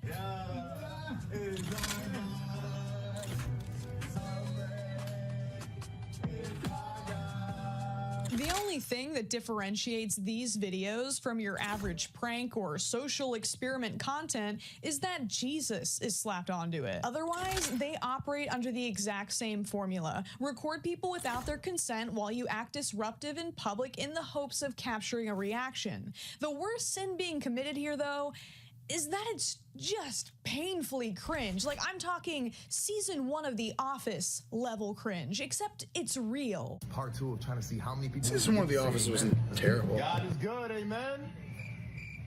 Shit, I don't know if it holds up. God is good, amen. Let's go. We got one. You would think that only a masochist could post such a devastating L, but it's actually a naughtier kink than that. It's a persecution complex. The Christian influencer's secret weapon? Any and all criticism can be attributed to non-believers rejecting God. Dude, I'm getting hate comments. It's just like it says in John chapter 15, verse 20. If they persecuted me, they will persecute you also. I'm being persecuted like Jesus because I'm a Christian. Would it help to know that it's actually because of your terrible personality? This can even evolve, not that evolution is real or anything, into full-on self-imposed martyrdom syndrome, going out of your way in person and online to attract as much negative attention as possible. Rage bait just becomes an exploit to get more brownie points with the big man upstairs. But if Satan is real, I feel like he's the one smashing that like button, because this type of evangelism makes Christians look like the biggest, obnoxious, attention-seeking as buttheads. Drive through at McDonald's about to preach the gospel, bro, in the drive through. Let's get it. Well, you know Jesus Christ? Yeah, right. You know who that is, right? I mean, yeah, I know who that is. You know he loves you, right? Like a lot. I heard that before. When I was in the world drinking, smoking, all these things, bro, wasn't paying attention to God at all. When I was going through panic attacks and anxiety and just a lot of anger, and I was getting like $50,000 a month, bro, from YouTube. None of that made me happy, bro. Why did he feel the need to casually mention that he made $50,000 a month? What? Hold on. Let me flex on this McDonald's employee in the name of Jesus real quick. You know, I never really was interested in Christianity, but then you rolled up to my minimum wage job on electric scooters, blocked my drive-thru, and told me that you were a rich and famous YouTuber. So now, I gotta get in on this. Baptize me right now, dunk me in a tub of McDonald's Sprite, and wash my sins away. Drew originally gained a following by reviewing sour candies and snacks, and he still posts this type of content. You'll just occasionally be jump scared while scrolling through his feed with a video about Kamala Harris being possessed by demons. Here it comes. We've given up the lead. Oh. Bro, demons operating at Kamala Harris's rally does not surprise me at all. She has a demon operating in her, probably multiple. Probably multiple. Yeah, we really are just medieval peasants with iPhones, aren't we? When Drew's not harassing fast food employees or spreading political conspiracies, he's trying to get his rap career going. Stop being deceived by the snake. How come out of every religion the ones who are Christian get all of the hate? Okay, but Christianity is kind of one of the biggest hater religions ever. It's splintered into countless denominations that have all taken turns killing each other over slightly different interpretations of the same text throughout history. Also, yes, those are bullets coming out of a Bible. The words Christian and rap are a lot like your parents who refuse to get a divorce. They shouldn't be together, but they keep trying. And everyone else ends up suffering. I'm a Christian, but if you really think I'm gonna listen to rap music that glorifies God, you're right. Free from sin, Jesus, all I need is him. Ask about my pronouns, I'll point up and tell you he is him. Got the lead way too high to score. Nothing but the secret crime, another post I don't have to impress God. I got a question for these Christians, will they answer when they see you made 100 songs and still like the LGBT? Maybe I should get in on this. I mean, it's part of the content creator life cycle after all. My transition into an unexpected music career that gets lukewarm reception at best is inevitable. Maybe Jesus is the promoter I need. Yo, little white wafer in the house. You're the break bread, not make that bread, you feel me? Yo, I'm not a doubting Thomas. I put my faith in his promise. You'll never see me surrender to your liberal agenda.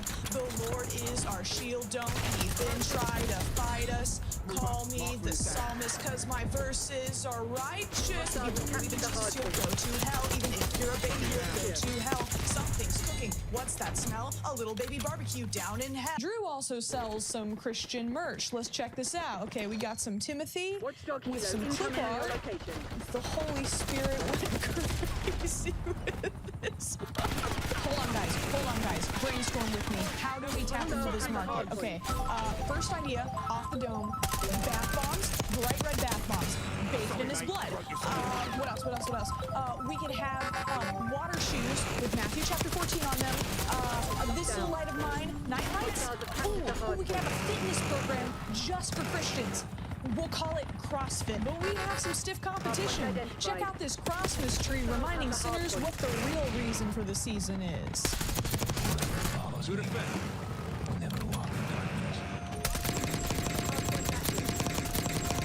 Come on, that's a little bit depressing. It's the guy's birthday, after all. He probably doesn't want to think about the horrible way he died. The Roman Empire used crosses to brutally execute thousands of criminals and political enemies. That's like if you had a Christmas tree shaped like a guillotine. Oh, kids, come see what Santa left for you under the electric chair. Actually, you know what? I've changed my mind. That is super metal, and I am a huge fan. There's also a Christian activewear brand selling crop tops and leggings with scripture verses on them in a hideous font. For $100, you too can rep the Lord while doing reps. 5 things every Christian girl should do at the gym. First, you want to meditate on the Word of God and in between your sets. That's so me. When I take my Bible to the gym and point at it, my pre-workout is penitence. Steroids? No. I'm just juiced up for Jesus. Then you want to listen to Christian worship music and praise the Lord. And show your faith through actions and activewear. Whoa, when the Lord said that was turn kind of the hot, other actually. cheek, I don't think that's what he meant, but he did call us to be fishers of men, and the men have definitely been fished. What I've quickly learned is that thirst traps are actually okay as long as they're for Sky Daddy, or they're being used as a dating profile. It's just Sky Daddy. Me and Funky Frog there on the level. I love Jesus with my literal whole heart. Like, he is my favorite person ever. I could literally talk about him until the cows come home. A good Christian influencer must always be on the lookout for wickedness in anything that they watch or listen to, so they can warn their fellow believers. You can never let down your guard, not even around imagined dragons. What am I doing? What am I even singing? What? Oh my gosh! Lord, I rebuke that. What the heck am I doing? If you can't even listen to music that sounds like overpriced coffee and pine tree forearm tattoos started a boy band in a gated community, you might as well just stick to the hymnal at that point, bud.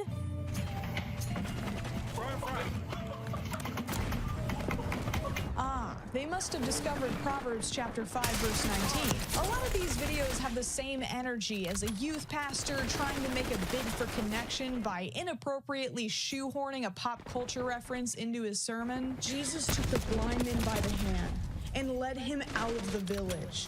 Then, spitting on the man's eyes, he laid his hands on him. Guys, Jesus haktuad and spit on that thing. He opened this man's eyes, but not only that, his heart. Are you ready to let the Lord haktuad and spit on your heart today? Christians on Halloween tend to turn off their lights and ignore the door. So I ended up making these cute little baggies with mini Bibles, mini Jesus keychains. Mini Bibles? What the fuck's that for? Prayer card. And if your Muslim neighbors were handing out itty-bitty Qurans, and your Buddhist neighbors were handing out little plastic toy Buddhas, and your atheist neighbors were handing out the Magic Dragon. You know, like the Not working. Find another way. text in the Bible is pretty small in a regular sized Bible. Can you even read in the Bible? Probably not. Concert tickets, you would be totally fine with that too, right? A lot of comments under videos like this point out that the creators are forcing their beliefs onto other people. But of course they are. That's kind of what the Bible tells them to do. I mean, 1 Corinthians 6 verse 14 literally says, don't be unequally yoked with unbelievers, for what fellowship do righteousness and iniquity have? Or what fellowship does light have with darkness? Many Christians believe that God has commanded them to center every single interaction they have with non-believers around conversion. They literally think that they are in a spiritual war with only two sides, God and Satan. Obviously, the videos that I've been reacting to represent the worst of Christian content. There are many respectful Christian creators who don't use their beliefs for clout or to cause division. But even so, their videos still often carry an underlying threat, the implicit assumption that every single viewer who doesn't believe in Jesus will experience unimaginable agony for eternity. Not for serious crimes or acts of cruelty, but simply for bubbling in the wrong answer on a multiple choice test with literally thousands of religions to choose from. I guess always choose C if you don't know the answer, right? It's kind of hard not to have a negative reaction to that if you're not a Christian. I know a lot of the people included in this video are going to use my criticism as a shiny badge of martyrdom and see me as an agent of evil persecuting them for their faith, but honestly, I'm just trying to help y'all out. Many of my close friends and loved ones are Christians, and they deserve better representation than this. The church's PR is at an all-time low, and there's a reason for that. This election was to determine whether or not the United States was going to continue to be ran by the devil.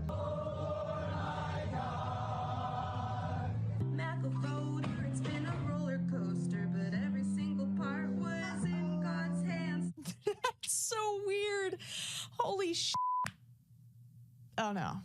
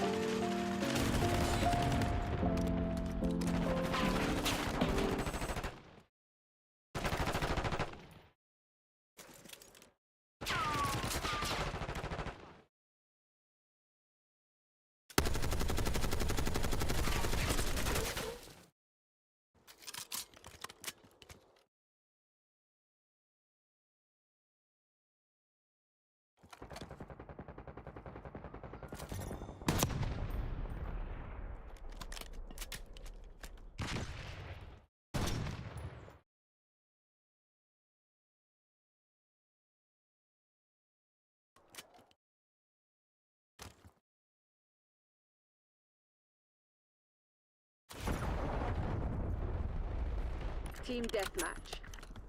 Destroy the enemy.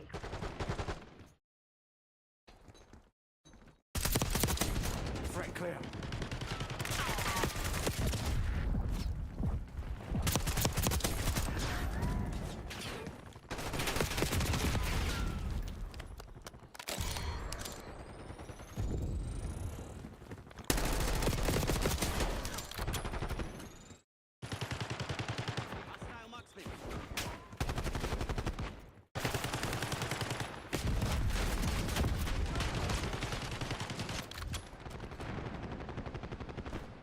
Hey guys, before we get into the video, I want to remind y'all the next leg of the Goodfellow World Tour is taking place in Australia and New Zealand. Oh no. Auckland, Wellington, Come back to Chicago. I missed your last one. I'm an idiot. Brisbane, Sydney, Adelaide, and Perth. So if you haven't got tickets yet, click the link in the description and I will see you in a couple months. Enjoy the video. Vote! Oh hey, Ninja, I know you're in Chicago. I'm in Chicago too. I know you're watching. Hit me up. Maybe we can team up in Fortnite. But I've been playing a lot of Call of Duty, but so if you want to jump into the new Warzone stuff, hit me up. Or if you want to like go grab some grub, you and me, man. Just anytime. Ninja, you're my guy. You're homeboy. Peace and love. I hear. Oh. Alright. So hit me up, Ninja. Come on. Contrary to the thousands of comments I've seen about me, I am not gay. I am a straight white man. I'm a little gay. I'm sorry. I am married to a beautiful woman. I like beautiful women, but I'm a little gay too. And say that at the start of this video because today I'm going to be talking about gay people and being gay and having gay thoughts. Gay thought or thought daughter? Gay thoughts are kind of fun sometimes. I want to be very clear about my thoughts and feelings towards homosexuality. So here's my official stance on the LGBTQIA+ community. Dude, I'll even put my pinkies out, man. Rock and roll. If you're gay, bi, lesbian, pan, whatever, you do you. I have no problem with it. I've actually never understood why people care about it. Got no problem with it. You should fucking love it, baby. This whole idea of like, hey, you know what?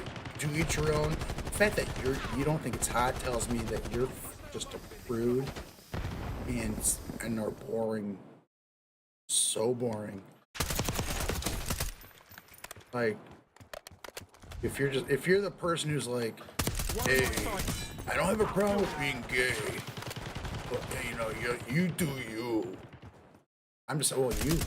I mean, you know, I mean, it could be worse, but you know what? You're boring. You're fucking boring. You should fucking try it, not, you know, before you knock it. You stupid fuck. If they just like got rid of the stigma and like dude bros can just like, you know, just be gay if they want to, like, you know, a night or two, they're kind of like, you know what, whatever, and like there was no judgment from anyone because everyone did that shit. They're just kind of like, yeah, you know, maybe, yeah. Dude, this world would be such a better place. It would be so much more like, I mean, there'd be a lot less toxic masculinity. Let me just put it that way. A lot less fighting, a lot less anger. If dudes were allowed to just be like, you know what, you know, I think this weekend I want to, I think I want to hang out with the boys, if you know what I mean. Wink, wink, nudge, nudge. Because good effect. And like, if that never happens, fine, whatever. But it like shouldn't be this like standard that you need to live up to. Like, no, I would never want. It's like, I mean, if you honestly just don't ever want to do something like that, bless you. But like this whole, but I think this like strict, super strict heterosexuality that's imposed on men and creates a completely, that is the essence of toxic masculinity, is the need to constantly prove that you're not gay.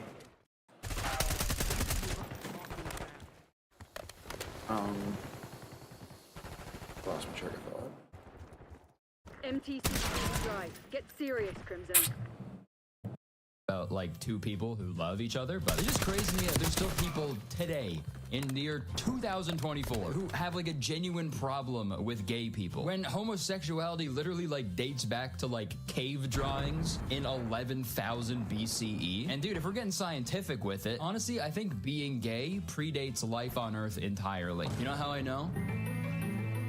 Rainbows. Those fuckers have been showing up ever since our atmosphere could support rainfall. Okay, in all seriousness though, homosexuality, perfectly natural and normal. Dude, there's apparently over 1,500 species of animals that engage. It's beyond natural. It's literally just as natural as even the idea of like heterosexuality. The only reason why that even exists is for the proper, for keeping the species going. And I don't know if y'all know, but there's a lot of people on the planet. So this idea of like we all got to be straight so we can all keep producing is like it doesn't hold a lot of water. Uh-oh. I just crashed. Oh. In same-sex behavior, like monkeys, antelopes, hyenas, whales, giraffes, and many more. Dude, I just found out like most bulls are bisexual. Literally, like all animals. You know why? Because fuck it. That's why, honestly, 100%. Why is it like that? Because fuck it. Why not? It ain't gotta be the way y'all want it. Fucking miserable fucks. Eat my shit. Sexual. Bulls are bi. When there aren't like cows around, bulls will apparently just like pork each other. Well, beef each other, I guess. So why on earth would anybody care if there's two Homo sapiens that want to spend their lives together when literal bi bulls exist? Well, it's because Bibles exist, and not strictly just in Christianity and Catholicism. I just use the Bible there as the punchline, but with many religions all over the world, homosexuality is considered a sacrilegious act. Every time I hear the word sacrilegious, I just think of a priest's balls. Anybody else? You know, that's a religious sack right there. I don't really have time today to get into these specifics and the history of the intersection of homosexuality and religion. Or, sorry, let me correct myself. I don't have the intelligence to talk about that, so I'm not going to. But I needed to bring up homophobia and religion, because today we are going to watch a TLC special titled My Husband's Not Gay. Yeah, this 40-minute TV special follows the lives of 4 Mormon men who experience an intense attraction to men, but have decided to marry women instead so they can still be accepted in their church. I've never heard of the show before, but someone tagged me in a TikTok about it, and as soon as I read the synopsis, I knew I had to talk about it. So without further ado, let's watch My Husband's Not Gay. The episode starts with an introduction to Jeff and Tanya, who have been together for 9 years, and they also have a son together. And this is when they hear the term that they use to describe their lifestyle. I experience SSA, or same-sex attraction. Not gay. SSA. What will I notice first? A beautiful man walking down the street or a beautiful woman walking down the street? I'll notice the beautiful man 9 times out of 10. Okay, someone who is attracted to men, thinks about men, wants to be with men, but also wants to be in a hetero relationship. Somebody that is attracted to the same sex, but wants to be in a heterosexual relationship. Not gay, SSA. Not gay, SSA. That's a new no homo. Bro, SSA, but you got nice balls and a sick wiener. I want to kiss you. So now they start talking about how they belong to the Church of Latter-day Saints slash LDS slash Mormon, and they go into detail on why they adopted the SSA lifestyle. We're Latter-day Saints or Mormon, and the only acceptable expression of sexuality and romantic feelings is within a marriage between a man and a woman. Yeah, it's super sad. The fact that there's only one acceptable expression of love in a religion is pretty fucked up, to be honest. I feel like that's not really religion you want to be a part of. Religion is just fucked up in general. How about we fucking tell religion to go fucking scratch, and people do what the fuck they want as long as they're not hurting anybody. That's like literally the only rule we need. All this fucking like this is a sin, is it's literally all dog shit. Just don't do anything that you wouldn't want done to yourself. Don't steal from fucking people. Don't kill anybody. It's simple. I'm fully convinced that morality is innate. We do not need any kind of doctrine to live morally. We need 0. You know why? Because animals have morals. Believe it or not. They have morals. They do. If you don't know that, you're fucking stupid. If they didn't have morals, how would they survive? Because morality is a survival strategy, tactic. It helps all of us.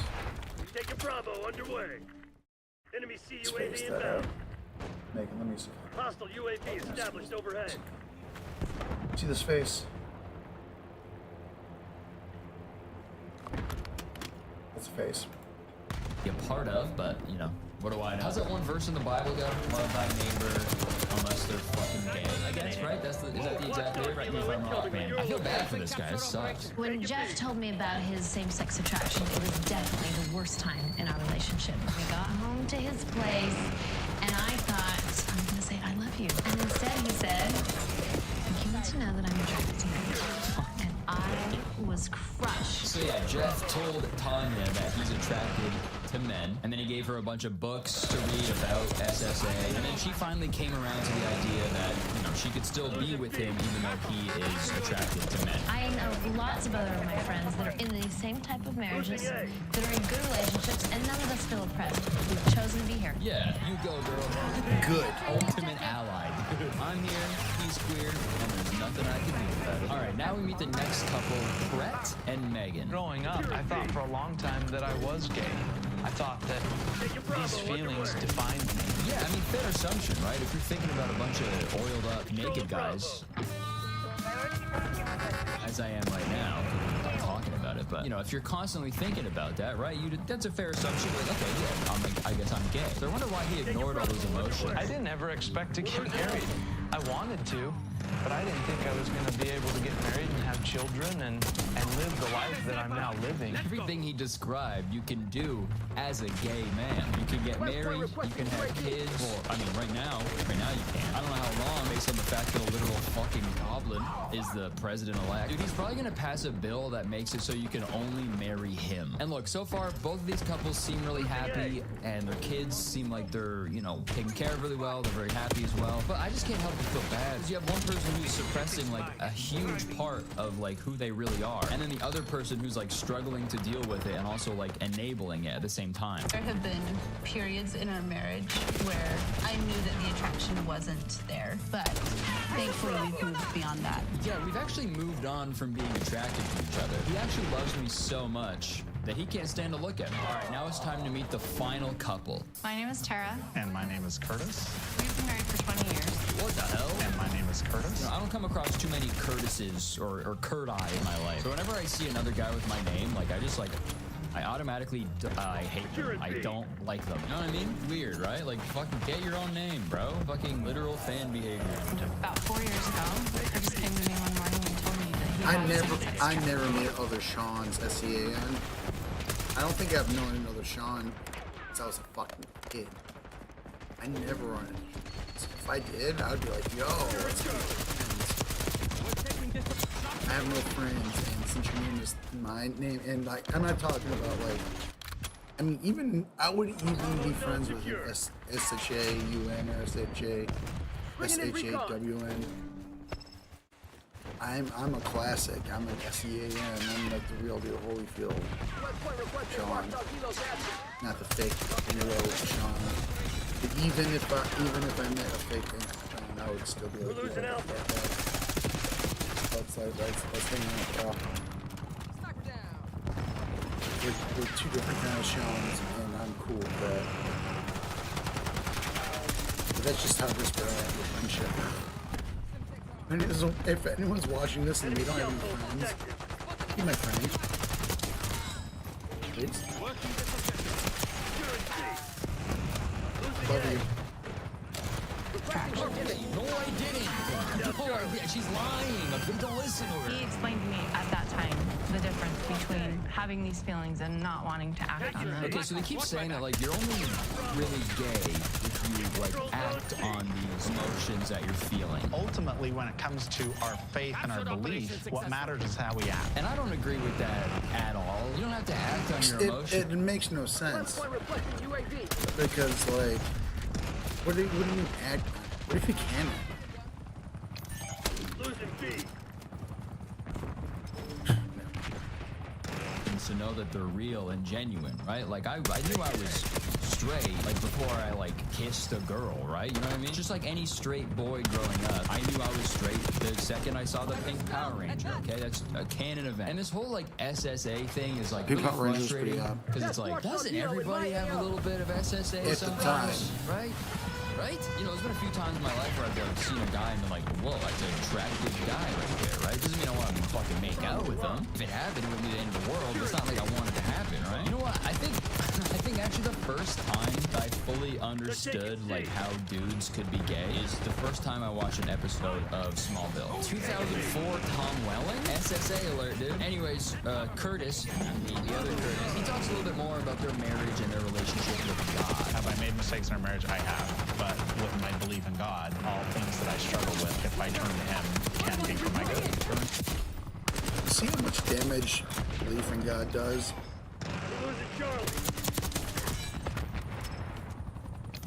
It's embarrassing.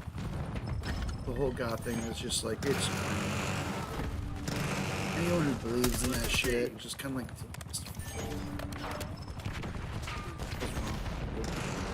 it's so stupid. Also, just literally, like, just brain dead dog shit.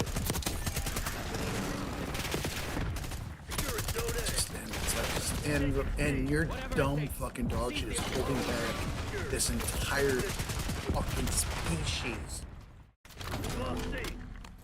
Humanity would be like in a so much better place if we had this religion. Like, we would not have even gotten to this point. We would have known about climate change before it started. we were just like, oh, well, we should avoid that, right? And it would have changed, like, the climate change, factors before climate change existed, before it even started. But no, it started, it started, and, like, I think, this is the United States. I mean, this is probably the only place where there is any kind of strong opposition to the idea that there is climate change, despite, like, the overwhelming physical evidence, and that, like, you see, like, meteorologists, like, breaking down live on TV because of the devastation that this is going to cause, like the strength of hurricanes and whatnot that are happening. Despite all that, people are just kind of like, I don't know, religion. That would not exist if it wasn't for dumbass fucking Christian. Hostile UAV established overhead. Just so stupid. Animated contact. Just fucking everybody.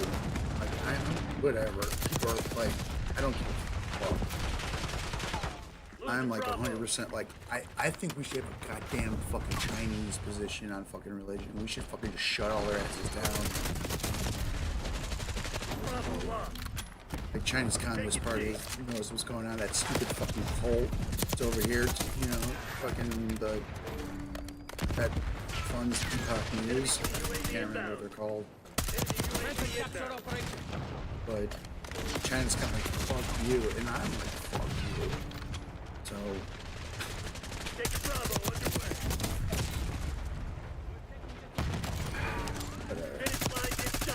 I'm insulted as shit. Thinking about this, man, it just makes me so mad. Because, like, I have, like, people that I, like, love with all my heart. People that I would, like, I would literally just die for. Like, that are in danger because of what's happening in the United States. And, like, I'm sorry, but it's mostly motivated by, like, rational, religious dog shit. Like, I blame all patriarchal issues, all homophobic issues, all scientific issues on the fact that, like, that there are morons that still embrace, like, the mythologies of Christianity, and that the scientific community puts up with it. And that we just don't, like, go to war with these fucking assholes.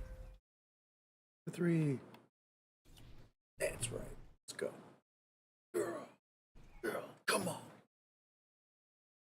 To him? I don't know if your wife is gonna be chill. And honestly, if anyone wants to fight me about this shit, I would go to literal war with them. Fuck you. I'm so over it. I was raised in a church. It's a waste of time. It's no bigger waste of time than religion. Not just a waste of time, it's like a detriment. It's like junk food. It's junk food for the soul. All religion. Food for the human mind. I won't even say it's just junk. I'll take that to the fucking grave. Fuck off. Fuck you. So much better without you. Holding us all back, and we're supposed to be all living.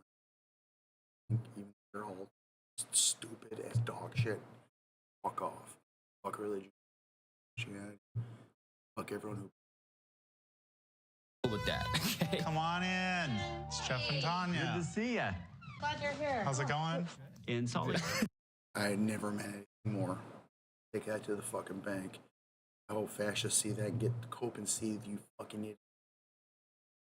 You're all just worm food. Yes, you in heaven, dipshit. Fucked. Wasting your time. We could all be enjoying life. Instead, we're putting up with fucking fuck religion. It should be banned. All religious people should be fucking in the fucking face. They just start making it up. Hey, what's 100.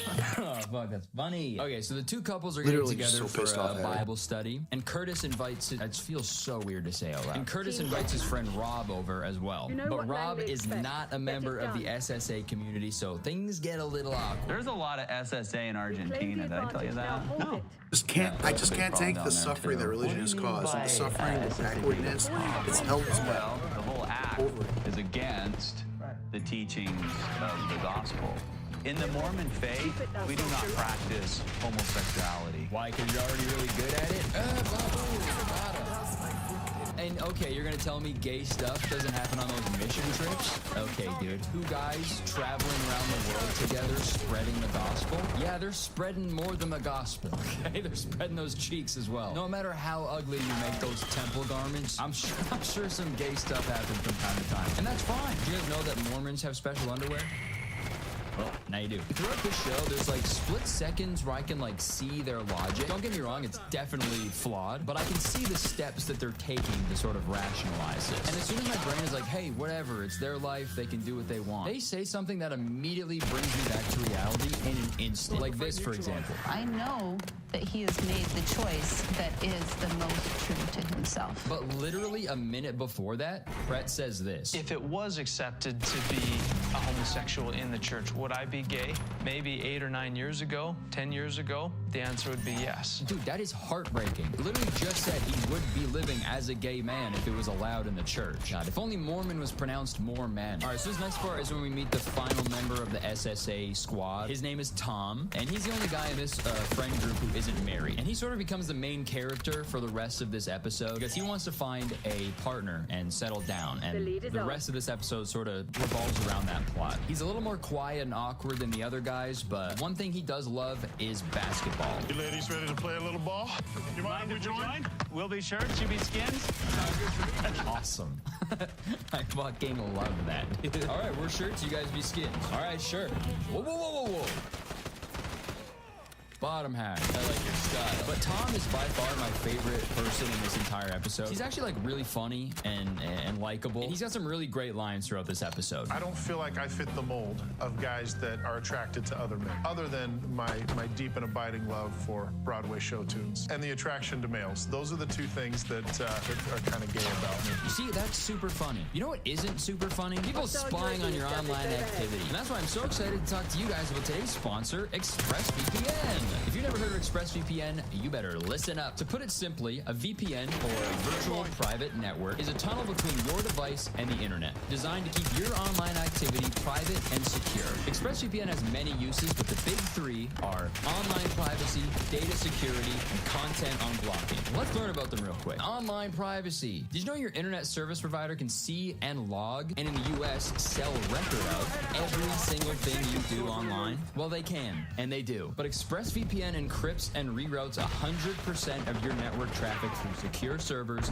completely protecting your online privacy, which is very important. I don't want a bunch of strangers to know that I searched how to spell restaurant. That's none of their business. Data security. If you're connecting to an unencrypted Wi-Fi network at like a hotel or an airport or a coffee shop or even at home, you are literally fresh meat for hackers. They can easily steal your personal data if they're using the same Wi-Fi network. It's scary, but ExpressVPN wraps your traffic in an encrypted tunnel, making you a hacker's worst nightmare. I especially love this feature because I am always connecting to any Wi-Fi network I see if I'm at like an airport or a hotel. So having ExpressVPN really gives me that peace of mind when I'm, surfing the World Wide Web. Content unblocking. Depending on where you are in the world, many websites or apps can be completely blocked and restricted. But ExpressVPN allows you to change your online location, thus allowing you to unlock entirely new libraries of shows and movies available all over the world. I also love this feature so much because when I'm on tour, like out of the country, and I want to catch up on RuPaul's Drag Race on Crave, I could just switch my location to Canada and watch it like I'm right back home. And vice versa. When I'm at home in Canada and I want to watch an episode of Detroiters, I can't watch it on Canadian Netflix, so I switch to a US location and I'm watching The Funny Show. And now's the perfect time to get ExpressVPN. Right now, you can take advantage of ExpressVPN's Black Friday / Cyber Monday offer to get the absolute best VPN deal deal you'll find all year. Use my special link in the description to get 4 extra months with the 12-month plan or 6 extra months with the 24-month plan totally free. Again, go to expressvpn.com/CurtisTown. Get an extra 4 or even 6 months of ExpressVPN for free. Okay, thank you so much to ExpressVPN for sponsoring this video. Back to me. Okay, back to the episode. This next part is when we learn how the SSA men rate the attractiveness level of dudes that they see. They either get a boom or a doom. The danger scale is a way to bring out some of the inner feelings and figure out, oh, okay, that is attractive to me, and I didn't even realize it. The danger scale goes from 0 to 4. A 1 on the danger scale is you notice, you look.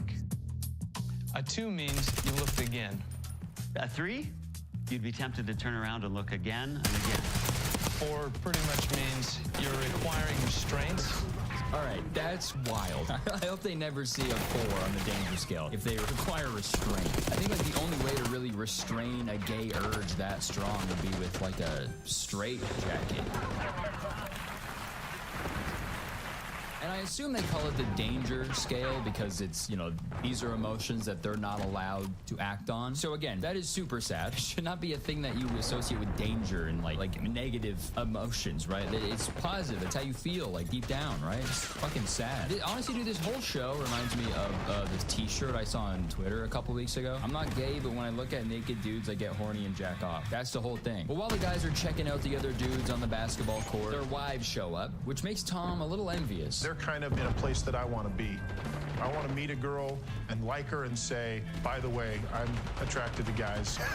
Nice, man. Dream big for sure. All I want to do is just meet a girl and tell her that I'm not attracted to her, like at all. So once they're done playing basketball, the friend group tells Tom that they're going to set him up on a blind date with one of their friends in a few days. So we can set you up? They're going to host a dinner party for all of them and also invite their friend, who is a girl, by the way, to this dinner party to be Tom's date. How about like a dinner party? We could have everybody over. You're all going to be there for my blind date. Oh, yeah. But in this next scene, it follows the wives as they go on a hike together because they think it's important to spend some time away from their partners. When you're married to an SSA guy, he tends to be your girlfriend and your husband, and so you isolate yourself from your real girlfriend. Whoa, yeah, I didn't even think of it like that. They fucking hit the lottery, dude. They have a husband and a gay best friend, all in the same person. Yeah, dude, that's gotta be wild. God, you are such an asshole. I'm the asshole? Oh my God, I can't do this right now, okay? I'm leaving. Fine, I don't care.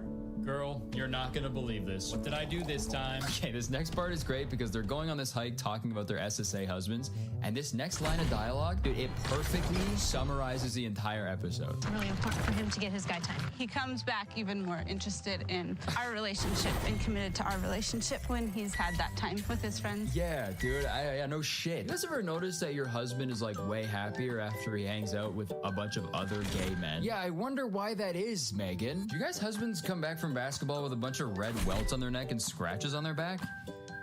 They gotta stop playing so rough. So they make it to the top of the mountain and they actually bring up SSA. But one of the girls on this hike isn't familiar with SSA and things get a little heated. What is SSA? So our husbands are actually attracted to men? Wow. So are they gay or not? I get a little defensive when somebody calls my husband gay. Huh?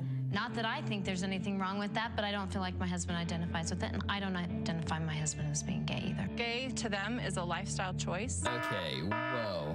These people, they've got to be the most, like, supportive, homophobic people I've ever seen, dude. Just being like, I support my husband. And then they're also like, but being gay is a choice. Like, what the fuck? And it's, like, so funny they say that because it's like, no, it's actually the opposite, dude. Marrying you was the actual choice. They chose to do it. They went against their natural emotions to do that. Like, what's that one fucking TikTok sound? Denial is a river in Egypt. Your husband is gay. Okay, we're gonna skip forward in the episode a little bit. The guys go shopping to find some nice clothes for Tom's upcoming blind date. And this is when they run into two gay men. Hey, you see that guy over there? Yeah, not just SSA. They run into two openly gay men. That's Jay. We know him. Yeah. Well, that's Jay. Yeah. And this is like my favorite scene in the whole episode, I think, because this guy in the beanie like finally made me feel sane. You're attracted to men, but you're going on a date with the girl. I experienced the feelings, but I've chosen to find a wife, get married, have kids. No witnesses. I've just always wanted that, I think. Some of that comes from religion, from me, faith. For a long time, I felt cursed. Like I felt like it was a curse. It was heavy for me. but not anymore. Like in a lot of ways, I see it as a blessing. Dude, I love how he's talking about his attraction to men like he's delivering the final monologue at the end of the first Spider-Man movie. This is my gift. My curse. Who am I? My name's Tom. I'm 34 years old. And this next part, Tom says something really interesting that I actually didn't know. And sometimes I feel like if someone says he's gay, it means that you're in relationships with men. And I'm not. Sound logic there. I didn't know that. You have to actually be in a gay relationship to be gay. I didn't know that. So yeah, sorry, if you're a single gay guy out there, you're straight. Even if you had sex with a guy yesterday, okay? If you're not actively in a relationship with them, you're a straight guy. Sorry, that's facts. I was certainly born with some homosexual attractions. But what we say is there's still a choice in our behavior. This is the argument they keep bringing up, and it just does not make any fucking sense to me whatsoever. Of course, there's always a choice of what you do. If it goes against like who you are, then like what the fuck? What's the point? Dude, straight up, that's like if you had like size 15 feet and you just hated that about you. You're like, oh, I fucking hate my big fucking freaky ass feet. I just want to be like everybody else. And you just go your whole life like shoving your big fucking feet into like size 9s. That's the exact same thing, dude. It doesn't really do anything for you other than cause you like a bunch of pain and discomfort. But one of these dudes actually sums up my thoughts perfectly. If you like guys, like guys. Thank you. That's what I'm saying. Also, at the same time, dude, I've heard the craziest shit that Mormons do to get around the rules of the religion so they can still engage in intercourse, like before their marriage, so like they can still be Mormon without going to hell. And it's like, dude, it's insane. Creative, but insane. I'm not going to explain it, obviously, in this video, but soaking? How do you even come up with that, dude? Mormons will jump through all those fucking crazy-ass hoops just to do that, and then, but kissing a guy is bad? That's where the line is? Cool. Sorry, I digress. So Jeff and Tanya are getting ready for the dinner party. This is when Jeff drops a fucking bomb. I think me and the guys are going to go camping in a few weeks. Camping? What's that look? Who's going? A couple guys you don't know. How well do you know these guys? I don't know them very well, actually. Dude, could you be more suspicious? Hi, honey, do you mind if I go pitch a tent with some dudes? How well do you know these guys? Not that well. I just met them this morning on Grindr. Bring it in, Rico. I mean, wait, what's Grindr? It's an app for skateboarders. It's an app for skateboarders. Well, sounds pretty straight to me. Go ride that wood. Yeah. There was one time a couple of guys slept over at my house, and let's just say things got a little out of control. Yo, things got a little out of control. Dude, what happened? You can't leave us hanging like that. Dude, I love that line like Maddie B, too. I love this game. It's called the Nene. It's whenever we hit Things it, got a it's little out of pretty control. crazy. All right, it's finally time for the dinner party / Tom's big date. This is when Brett and Megan tell everybody that they're expecting their second child. Megan is pregnant. Seeing Brett and Megan so happy really hits home for me, and it reminds me that this is what I want. Okay, whoa, dude. Yo, Brett, I'd keep an eye on your boy over here, bro. You just found out that your wife was pregnant. He's like, this is what I want? This is what I want. Who wants to friggin' impregnate your wife, bro? That's fucked. This is what I want. Okay, so Tom's date, Emily, shows up, and this is the moment of truth, because he was saying how nervous he was about whether or not he was going to be attracted to her or not. I'm just not sure that I'll meet a woman that I feel attracted to enough that I can move forward and build a life with. So let's see how Tom feels about Emily. When Emily walked in the door, my first impression was, this is a cute girl. I thought she was attractive, and that's such a relief. Nice, man. That's how you want to feel when you go on a... I mean, that's if you find a woman attractive, because that lady is cute. And like, it's like, you might be bi, bro, it's cool. But it's like, you shouldn't like suppress, you know, if you're looking for a little bit of the deep, or if you want to fucking pound it, that should be fine. I don't understand why it's not fine. It's so stupid. It's inexcusable. I mean, why are we like this? Why do we like put these chains on ourselves? These balls and chains. That, like, we're just punishing ourselves. Like, we can just be enjoying our life, but no, we're just self-hating you. A date with someone. Yeah, it was nice to meet you. God, I'm just so relieved. I was positive that I was going to find you atrocious. You want to split the bill? All right, so Tom and Emily, they're getting along for the most part during their date. Everybody keeps making these like little jokes and comments that are making it really uncomfortable because Emily doesn't know anything about Tom's SSA. Grow up with dogs? Kind of, yeah. What kind? A wiener dog? That's a very appropriate one. That's the kind of dog you should get, Tom. But despite all of that, Emily really seems to like Tom. I'm having a great time. So at the end of the night, Tom walks her out and basically comes out to her as an SSA man. I'm attracted to men. I'm attracted to women, too. Right. I wouldn't be on a blind date with you if I wasn't. Thanks for telling me. Yeah, I don't know if he fully explained what SSA was to her, but Emily was okay with it, and she was down What is SSA? to see him again. What is it that you want the most?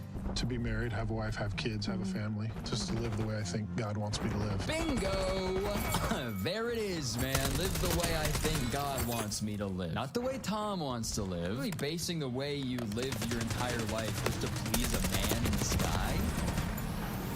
Yeah, dude. If you're living for... If you're not living for yourself... Close air now. We're ahead, but stay alert. Marshall's people are no fools. That's the only way you can keep yourself motivated.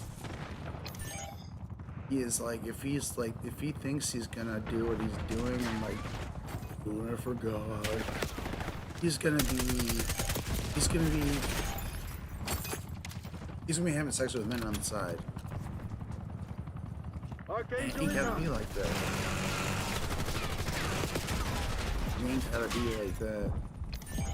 You gotta be on the side. You and your lady can have some fucking wild times. If you're attracted to women. If you're not attracted to women, then stay away from it. Not attracted to women, stop. Like, because you're fucking with their lives when they're like looking to be with someone who's like attracted to them. People only want to be with people who they're attracted to. Or that like who's attracted to them. If you're with someone who's not attracted to you, it's like that relationship is fucking beyond fucked. It was fucked before it started. You dig? So if old dude's like really into ladies and like I said, old girls, if this is like you're just doing this like you're only being with one because of like what God wants and like you want to start a family, it's like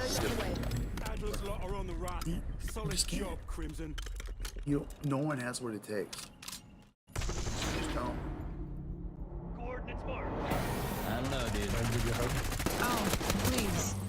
Thank you. Thank you. I wish nothing but the best for him. At least they do have one thing in common. I mean, maybe he needs some friends or something, you know, but dang.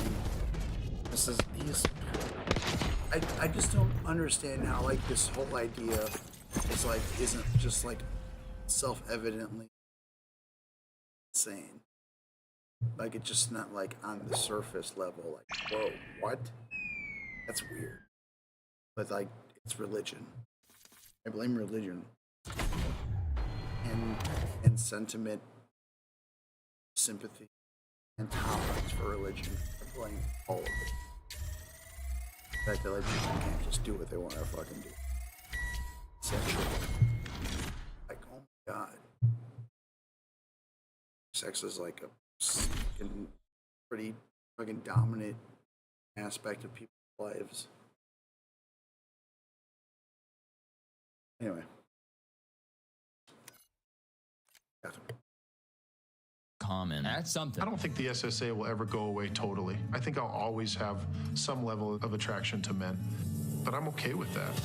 And there you have it. That was My Husband's Not Gay. Overall, a very interesting glimpse into these people's lives. I had never heard of the SSA community before watching this, but after watching it, I just feel sad. I feel really sad after watching this. They said several times throughout the episode that this is what they want and that they're very happy. So obviously I'm not saying that these guys should like fucking like abandon their wives and children. It's just heartbreaking to hear the things they say so nonchalantly. And it's just sad that they feel the need to like push down these emotions in order to feel accepted into the church. I've watched a few videos online from Mormons who do identify as gay, but the current official stance of the LDS Church on LGBTQ plus people is you can have gay feelings, but you just can't act on these feelings. That is the official statement from the church. And if you do act on those feelings, then you can be excommunicated from the church and even your family. Really nice, guys. I guess it's a step up from the literal conversion therapy they used to do, but still, it's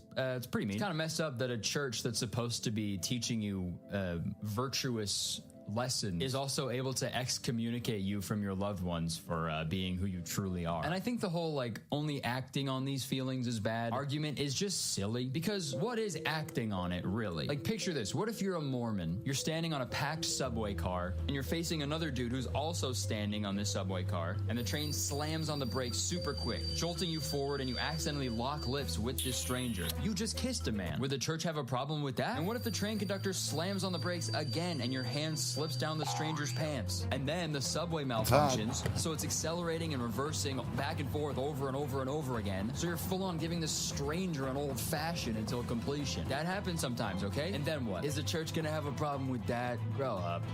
Grow the fuck up. All right, that's it. Thank you so much for watching. Hope you enjoyed it. If you did, please press the like button, okay? Because believe it or not, one like equals one of these shirts I will put in my closet. Or you know what? Not in the closet, because we should all be living openly and freely. Leave a comment. Let me know what you think about this. I'm sure people will have a lot more intelligent and nuanced takes on it, so I'm excited to read them. Also, please subscribe right now and come see me in Australia, New Zealand in a few months, and also Europe and UK. All right, that's it. I would stick around, but unfortunately, I have to go.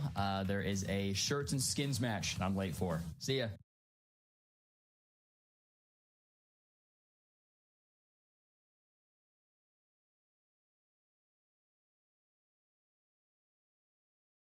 Okay, bye.